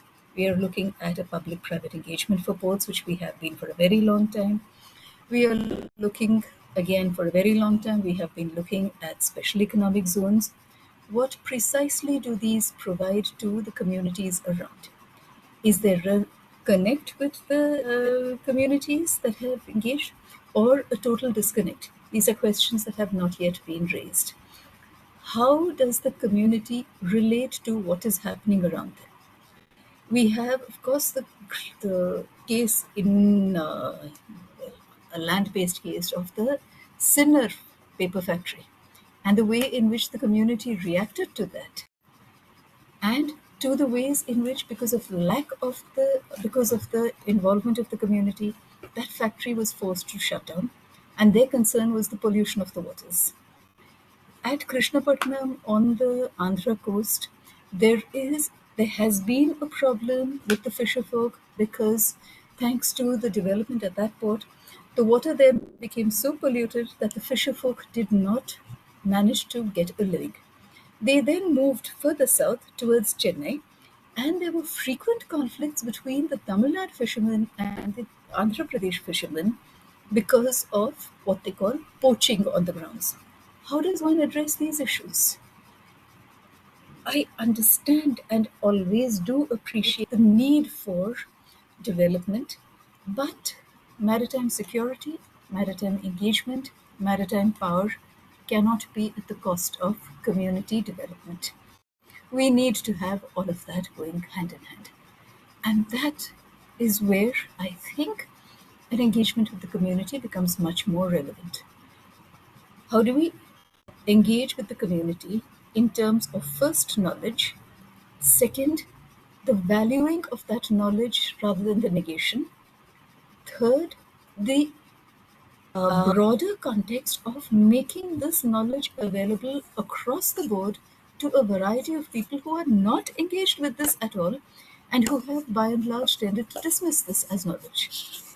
Let me take, for instance, the basic thing which all the naval people here will know, the idea of the compass rose and the wind roses. What is a compass rose? What is a wind rose? These are very easy terms to talk about, but who knows what they exactly mean? Why can it not be taught as part of the courses? I will go back actually to what Dr. Rao was saying, the need for greater studies that focus on maritime studies as a broad context. We tend to talk of maritime technology, maritime power as maritime studies. Where, and here is where the history part of it comes in, where is the historical dimension? Who were the communities that traditionally engaged with these areas? Where is the mapping of the movement of these communities? Where is the mapping of the knowledge of these communities? None of this has happened. Moving beyond this, there is also a cultural context. We We all know the temple bells and the church bells. Who made the bells? Where is the metallurgy? Who engaged the metallurgy? We've got also, historically, we've got any number of coastal worship patterns and coastal music. Where is this being mapped? This is as much part of the maritime world as the technology and the engagement with the seas. Not to deny, like I said before, the importance of the technological and the technical interventions into understanding the spaces. But the spaces have first a human content.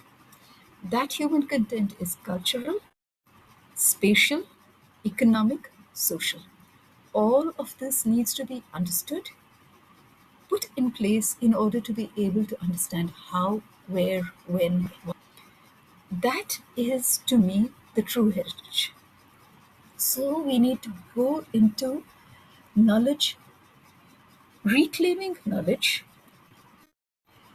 not knowledge which is, well, sorry to be rude, but WhatsApp university variety of knowledge, which gives a lots of loud, high-sounding phrases without any content whatsoever. I'm not talking about that kind of knowledge. I'm talking about engaging at multiple levels, multiple generations. Generations have seen changes. What changes? What have they identified as a change? And not to do with just a throwaway phrase, nahi, zamana badal gaya hai. Okay, fine, it has to change. It better change, otherwise there's something wrong with the zamana if it does not change.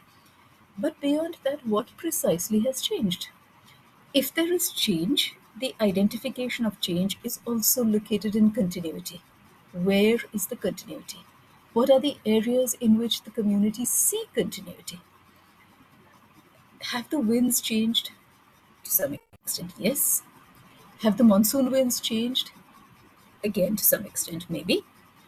How do the fisherfolk understand the ways in which the wind blows? How have they mapped the changes in wind or current direction because of A, sedimentation, because of B, pollution, or any kinds of environmental change? Have things happened? At a primary level, how are they engaging with these changes? And not in terms of conflict, in terms of engaging with the oceans.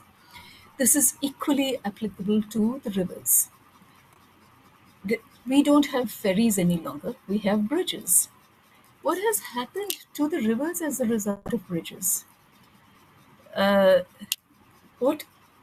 fact, the arguments that were made during the presentation on sedimentation were some of the most important, I think, that have been done. What happens with sedimentation at the bridges? What happens to the underwater life at the bridges? Have we studied that?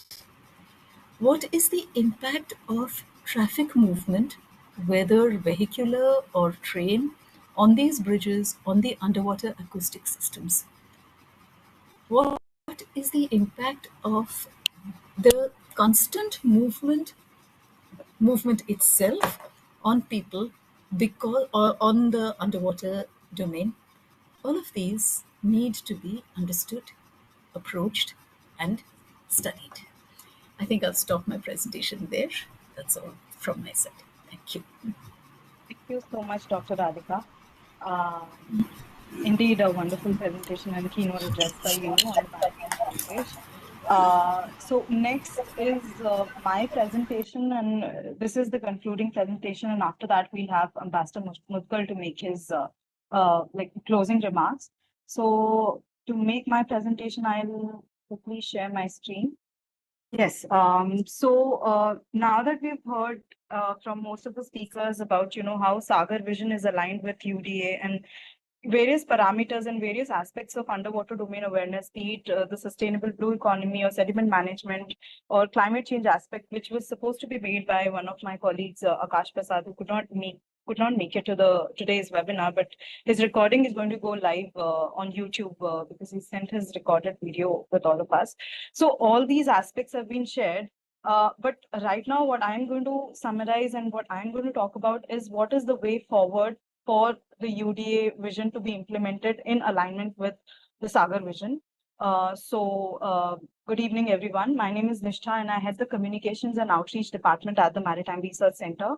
And the topic of my presentation for today is the Way Forward 100 Warriors Initiative.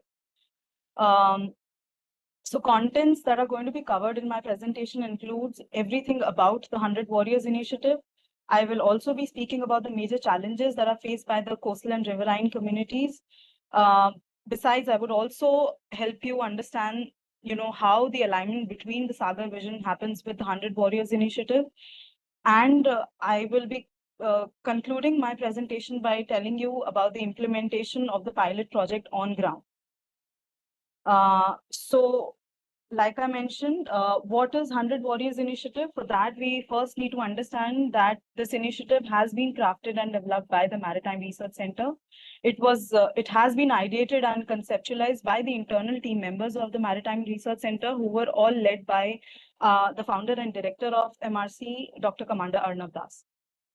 So what is the focus of this initiative? It focuses on strengthening. So the basic idea behind the 100 Warriors Initiative is the fact that it focuses on strengthening the livelihoods of the coastal, riverine, and water resource dependent communities.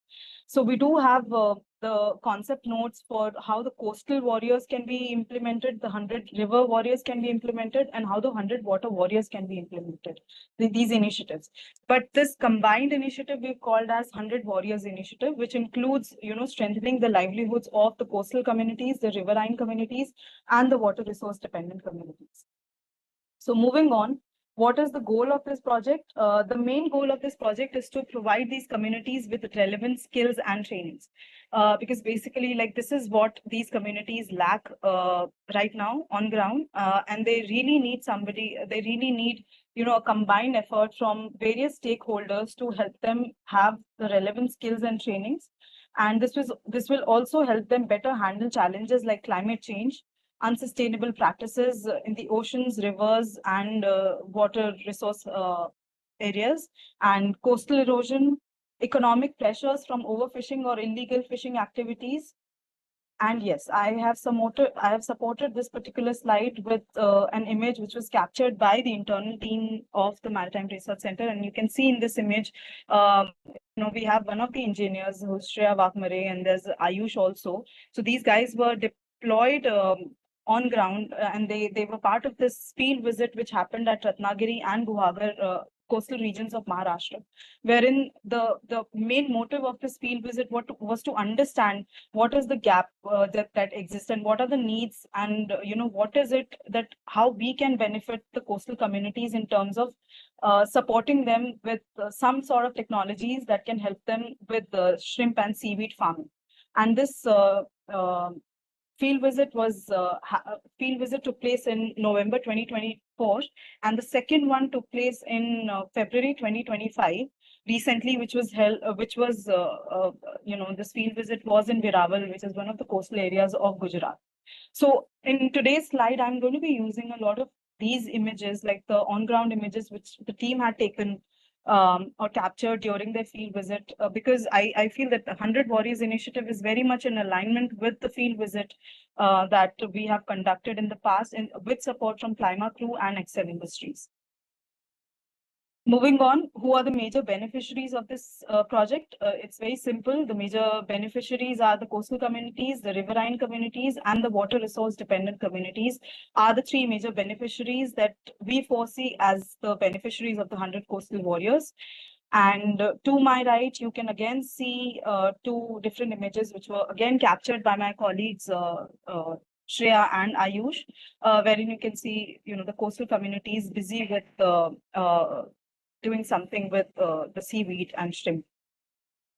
Seaweed, basically. So now I would like to focus on a very startling data, which is going to set the tone for the rest of the presentations that I'm going to make about what are the major challenges that these coastal communities are facing in our country currently. So 45% of the Gujarat's 1600 kilometer coastline is experiencing erosion. And this has been reported by the International Collective in Support of Fisher Folks. This is an institution called as short for ICSF. And they also claim that this erosion affects 10 out of 13 coastal districts in the state, including districts such as Kutch, Jamnagar, Bharuch, and Valsad. So you can see like the amount of damage that has been done to the coastline of Gujarat because of the coastal erosion. So this is why there's a need for projects like 100 Coastal Warriors to come into picture so as to support. So now dictating the major challenges that are there are climate change, overfishing, displacement of the coastal communities, and the territorial disputes. And this is where initiatives like 100 Warriors are essential to maintaining the balance between growth, security, and cultural preservations in these regions. Just before my presentation, it was Dr. Radhika Seshan who gave a very insightful, kind remarks on the traditional knowledge and the historical aspect or the maritime heritage aspect of UDA. So in this slide, I particularly want to emphasize the fact that, these communities, the coastal communities or the riverine communities or the water dependent communities, we should call them as the custodians of the traditional knowledge. So because they have these indigenous communities possess sophisticated knowledge system regarding marine ecosystem. They are called as the custodians of the traditional knowledge, which was passed down for generations, and they are the ones who promote. And through these knowledge, their idea is to promote biodiversity conservation and sustainable livelihoods.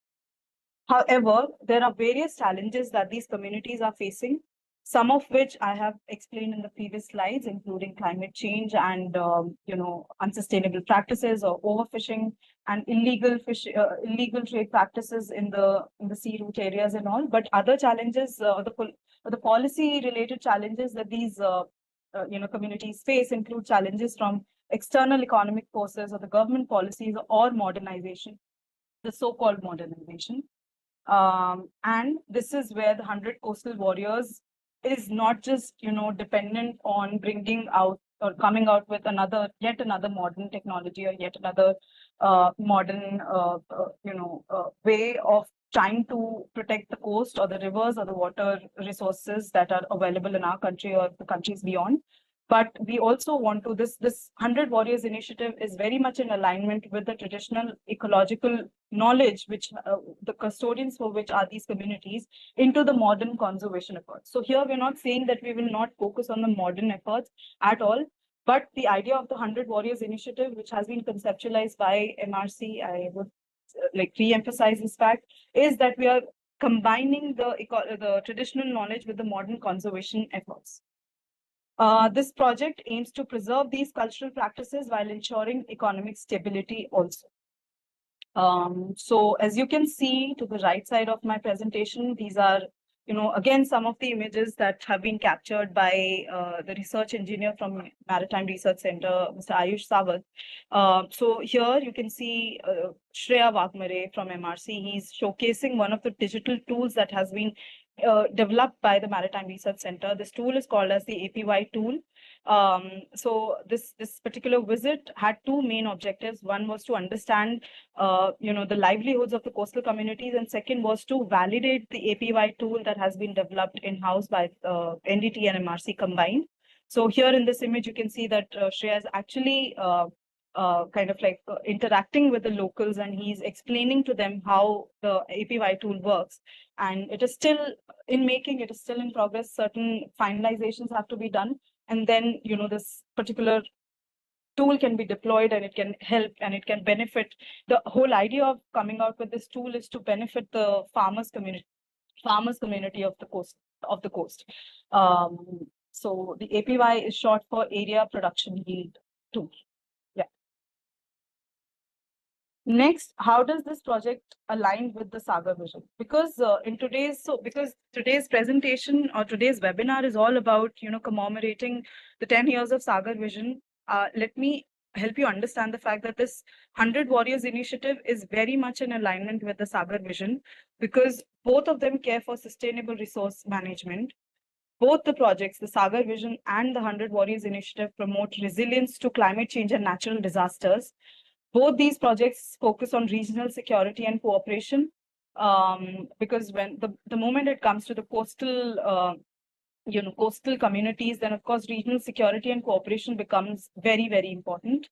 And both these projects, one which is a Government of India's project, and the second one which we are planning to put out, which is 100 Warriors Initiative, both support the coastal economy and social development of the coastal communities, plus the social development of the riverine communities and the communities which are dependent on water resources.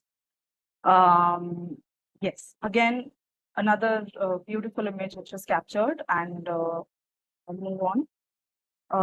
So now that we've spoken about now that we know about what the 100 Warriors initiative is, how does it align with Sagar vision? What are the major challenges that these communities have been facing?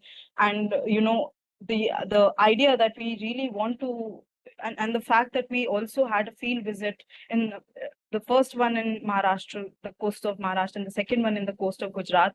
Now, I would like to talk to you about the implementation of this project on ground. And so basically now, from now onwards, my slides are going to cover the ground implementation of the 100 Warriors Initiative. So this implementation is going to happen through our basic approach of policy intervention, technology intervention, and capacity and capability building. So first, coming down to the policy intervention bit. So there are various steps that are going to be covered in the policy intervention bit. Again, I would first talk about the image that you can see on the screen, wherein our team can be seen interacting with the government officials who were there in the coastal area of Maharashtra called Ratnagiri and Guhagar, one of the places. So they interacted with the government officials to understand what is it that the government is already doing, and where is the policy gap happening. So this was the major thing that the team wanted to understand. So as part of the policy intervention, I would say the step one is initiating and maintaining dialogues with relevant stakeholders, including community members, industry experts, and policymakers.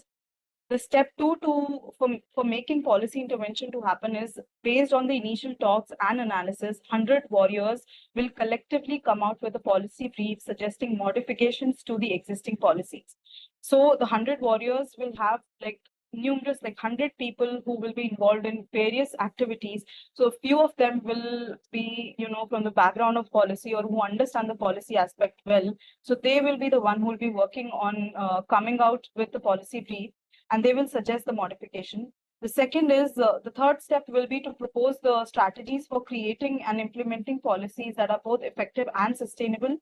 And the step 4 would be environmental impact assessment formulation that would holistically look at the impacts on the environment while also considering the socio-economic factors. Moving on, for the technology intervention, as you can see, this was also an example of the technology intervention wherein the team can be seen showcasing the tool to the people on ground. So step 1 is definitely that we will identify the problems where the technology can be a solution. Step 2 would be integrate technology into existing solutions. Step 3 will be to develop and implement technology solutions. And finally, the step 4 would be promotion of marine spatial planning schemes for data-driven policy making, a topic which was very comprehensively covered by my colleague Sridhar in his previous presentation. So, and the final aspect that requires the attention for the 100 Warriors initiative to happen will be capacity and capability building. And yes, so this image was captured during one of the interactions that the team had with the local communities from Viraval recently in the month of February, wherein you can see the founder and director of MRC, Dr. Das, and Deputy Director Sridhar Prabhuraman. Both of them are taking a session with the team, with the coastal community, and sharing and hearing their things, hearing the challenges that the fisherfolk community face, and giving solutions, trying to give solutions to them. So as part of the capacity and capability building, I think the first step is 2C, wherein these candidates will be, so the candidates who are going to be part of the 2C team will be part of deployment team. They will make sure that all the data is securely shared with the data analytics team, which is basically the 2 understand team. So to understand team will include candidates who will be part of the data processing team, and they will build models that draw important inferences from the data. And finally, we will have the to share team, and these are the candidates who will be part of the development team, who will carry out the application development, the Android app development and the web development to disseminate this necessary information to the masses. And yes, with this, thank you so much for your kind attention, and I hope the presentation proved to be valuable for all of us. And yeah, thanks a lot. I think with this we can go on to the final the final remarks from Ambassador Anup Kumar Mughal. Sir, welcome, sir, and we look forward to your remarks. A little bit about Ambassador Mughal. He is a former Indian diplomat who is who is also part of the FICCI's Blue Economy policy currently.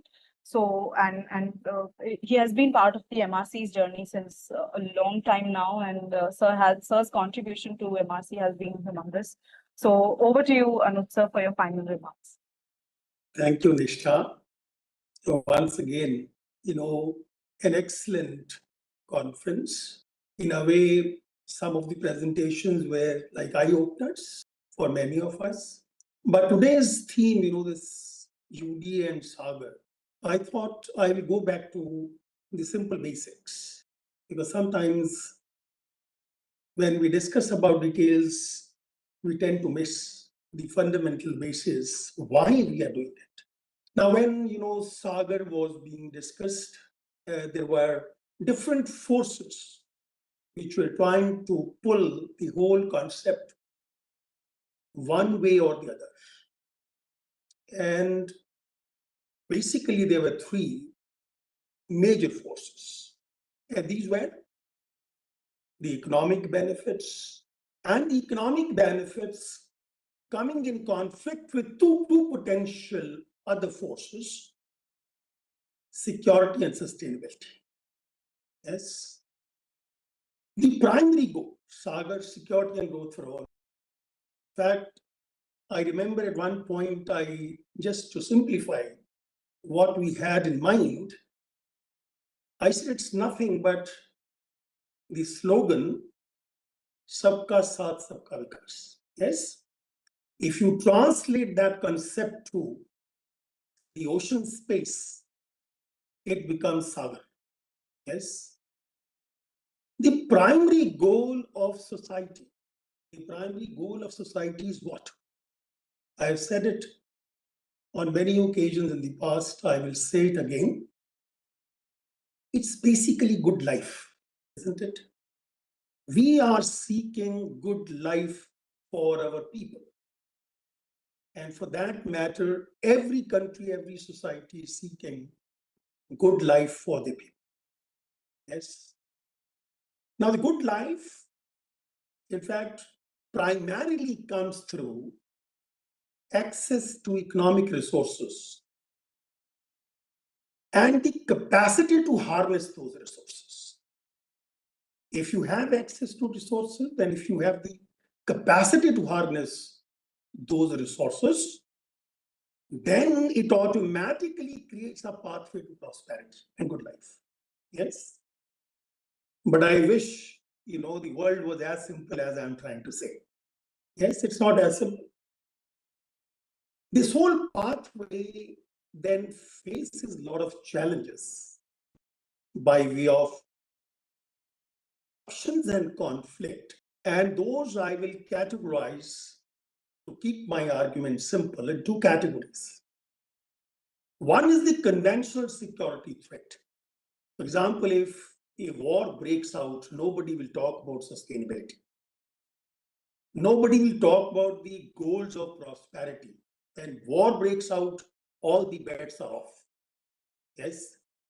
Therefore, Sagar basically is a peacetime effort for preventing conflict. Can we prevent conflict? Because prevention of conflict, in my view, is equivalent or even more than winning a conflict. Because for winning a conflict, still you suffer damage and loss. But for prevention of conflict, you avoid both these, but you achieve your goal of prosperity and good life. Now, how do we prevent? I will not go into the naval part of it because this has already been discussed in very great detail. The conventional security issues, be it the warfare, be it piracy, be it, human trafficking, weapon trafficking, drug trafficking, all kinds of things, right? That is one part. Now, in my view, when it comes to domain awareness, that domain is much better understood. That domain is much better understood because it is mostly on the surface of the sea. And today we have technology which can provide us eyes and ears to see what's happening on the surface of the ocean. And as a result, we see the red flags with a greater ease. And as a result, we are able to prevent. Yes. But a much deeper problem in my view, today, if you want, we could have gone into details of, the conventional security threats and how, our effort at, domain awareness could help prevention. The bigger challenge for us is the sustainability conflict or sustainability disruption, which also has an important aspect of security, in fact. Now, how do we prevent these conflicts? Because these conflicts occur in time and space. It occurs in that space and time, right? Now, if we do not understand the space and time, we would not have the capacity to prevent potential conflict or disruption. Now, that is Sagar, which means what? The best way out to prevent a conflict is cooperation, which means shared prosperity, shared efforts. And that is at the core of Indian policy, right from the beginning, in fact. We offered to our partners everywhere, not only neighborhood, but even beyond, right from the beginning that, okay, if we have certain capabilities which you think could help you, we will be more than willing to share that capability with you. Now, once you are willing to share your capability and capacity with your partners, that generates the mutual trust. And mutual trust is the strongest tool for avoidance of conflict. The conflict arises when the trust breaks down. That is Sagar. Security is growth for all. Now, if all are involved, it is based on the foundation of cooperation, working together, teamwork. And especially when it comes to the ocean affairs. In ocean, both the opportunities and challenges are cross-border. The ocean doesn't respect borders. So if there are opportunities, they are cross-border. If there are challenges, they are cross-border. And as a result, the solution or the prevention of conflict also needs to be cross-border. And that is at the foundation of Sagar. Wherever we go, be it the Indo-Pacific construct, or now the Mahasagar concept, or even a larger global thing, basically our approach is, if you're able to cooperate, you will be able to prevent conflict. Yes? So when it comes to the sustainability part, underwater, because in oceans, a lot of potential conflicts take underwater. Now, if a process is visible to us, we can see it, we can hear it, we can touch it, it's much easier to find a solution in avoiding conflict. But the underwater domain, is something which is neither visible to us, nor is audible to us, nor strictly speaking is touchable, and we can't even touch, feel it. It's beyond a feeling. Yes?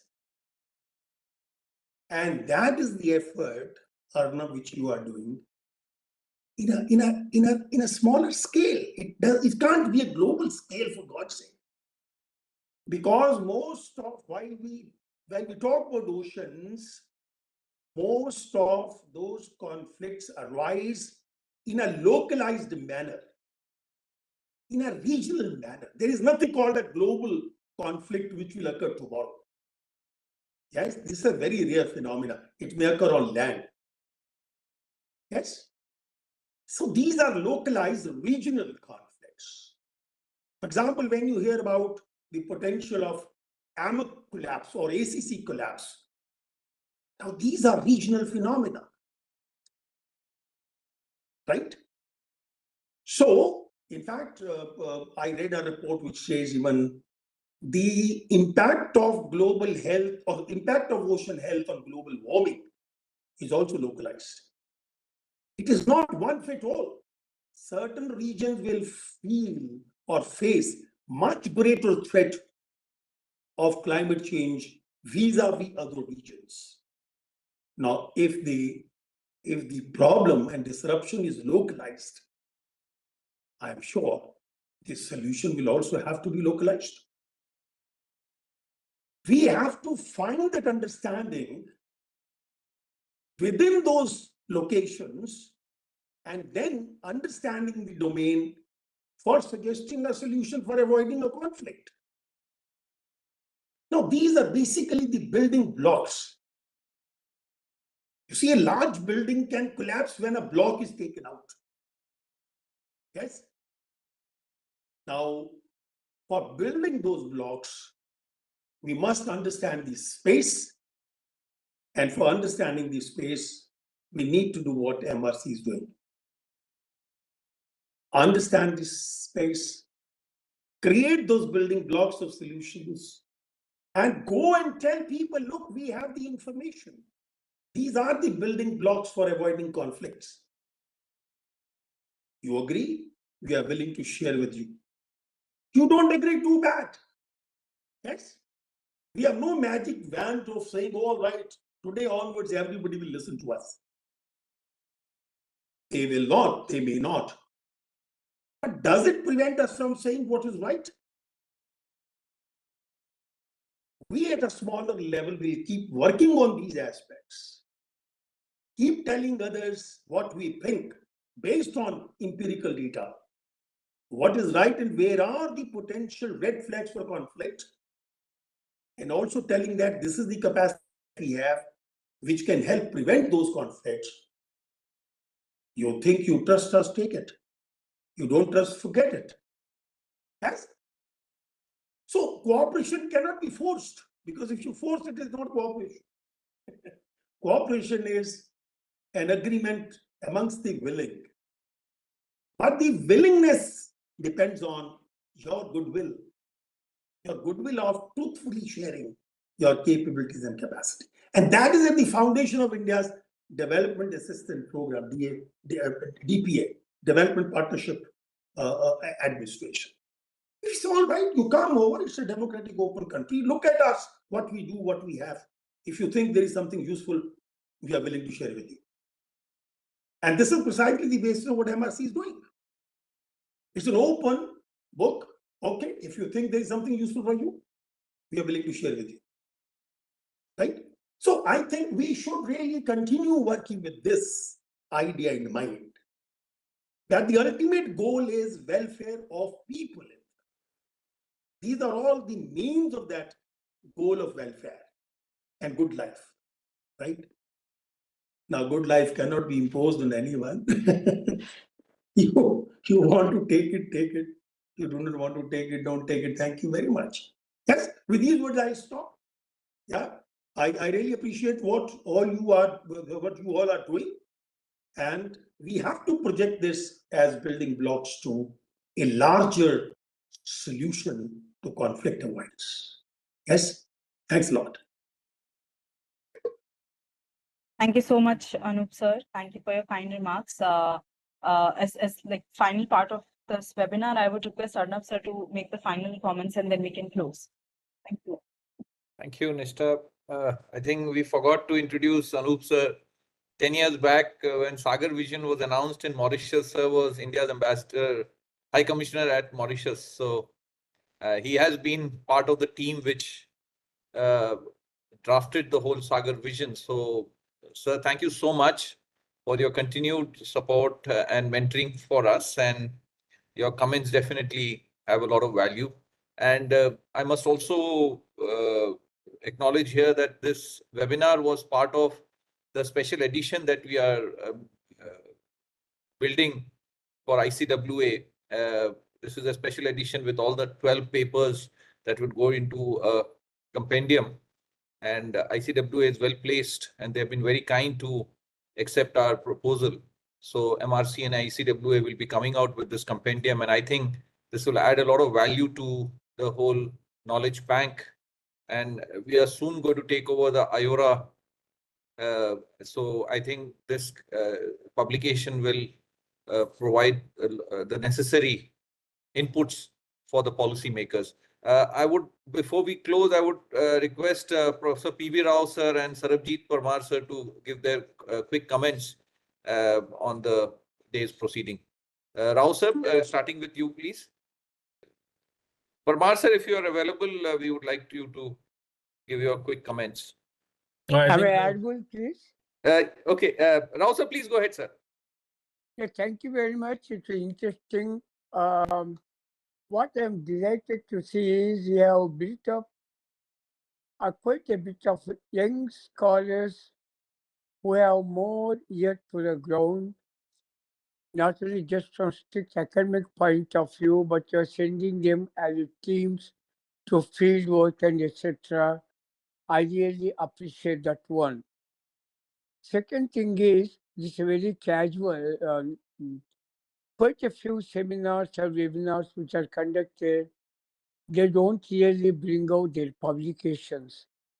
I appreciate you got a very clear idea of trying to bring out it as a compendium or a volume. If you think, and if it is possible, kindly send some very few guidelines to the authors like me, who are either writing or were already involved in writing like me the articles to your forthcoming publication. Few guidelines like the size of the paper, if any maps or any graphs, and what should be the citation style if you really think so, so that will save your problem at the end of the receiving all the papers from the different authors. If each author is following his or her own style, you will have the difficulty of trying to coordinate, again sending them back. That kind of the ordeal you would be saved of. Thank you once again, Dr. Das, and all the very young colleagues of mine who made very good presentations.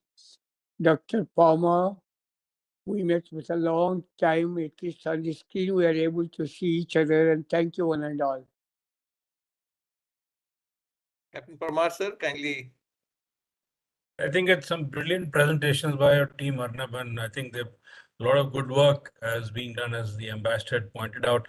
So it's very clear that we have our domestic house to put in order, number one. We need to deal with the outside constituencies beyond our borders. And as our capacities and capabilities develop and grow, we need to push the same enthusiasm outwards. And perhaps if you really want to take the UDA places, then India has to be in the driver's seat. Nobody else can take it forward, at least in the direction where we want in the IOR, and get back to so Sagar and the Mahasagar vision and ensuring stability and security. And the world will grow, but we have to be mentally prepared for certain setbacks. And if Trump 2.0 is not willing to sort of play ball in some areas, then we need to hold the racket and take it forward. And I think it's congratulations to the MRC team. Well done. Pat yourselves on the back, please. Thank you so much, sir. I wanted to also admit that today two very important presentations could not be included here, which will be, as Nishtha said, will be included later. One is on the climate change. We have Akash, who has done reasonably good work, and also Shlok Nemani. He's a very senior fellow, research fellow with us. He has worked on the digital transformation for the coastal community. So we will be putting up their videos also in the final report, which we'll be sharing with all of you. Thank you all so much and for participating and encouraging us all the while. Thank you so much, sir. Nishtha, great job. Thank you so much. And Thank you, Dr. Ayush Dutt. and, Can I do the yes, sir. meeting Yes, now? sir. Yes, sir. Yes, sir. Yes, sir. Thank you. Thank you. Ayush and Shreya, good work behind the scenes for conducting this. Thank you very much. Anup sir, thank you so much once again. See you again. Thank you so much. You all with this, you can all sign. Thank you, Nishtha and everybody. Good job. Good presentations.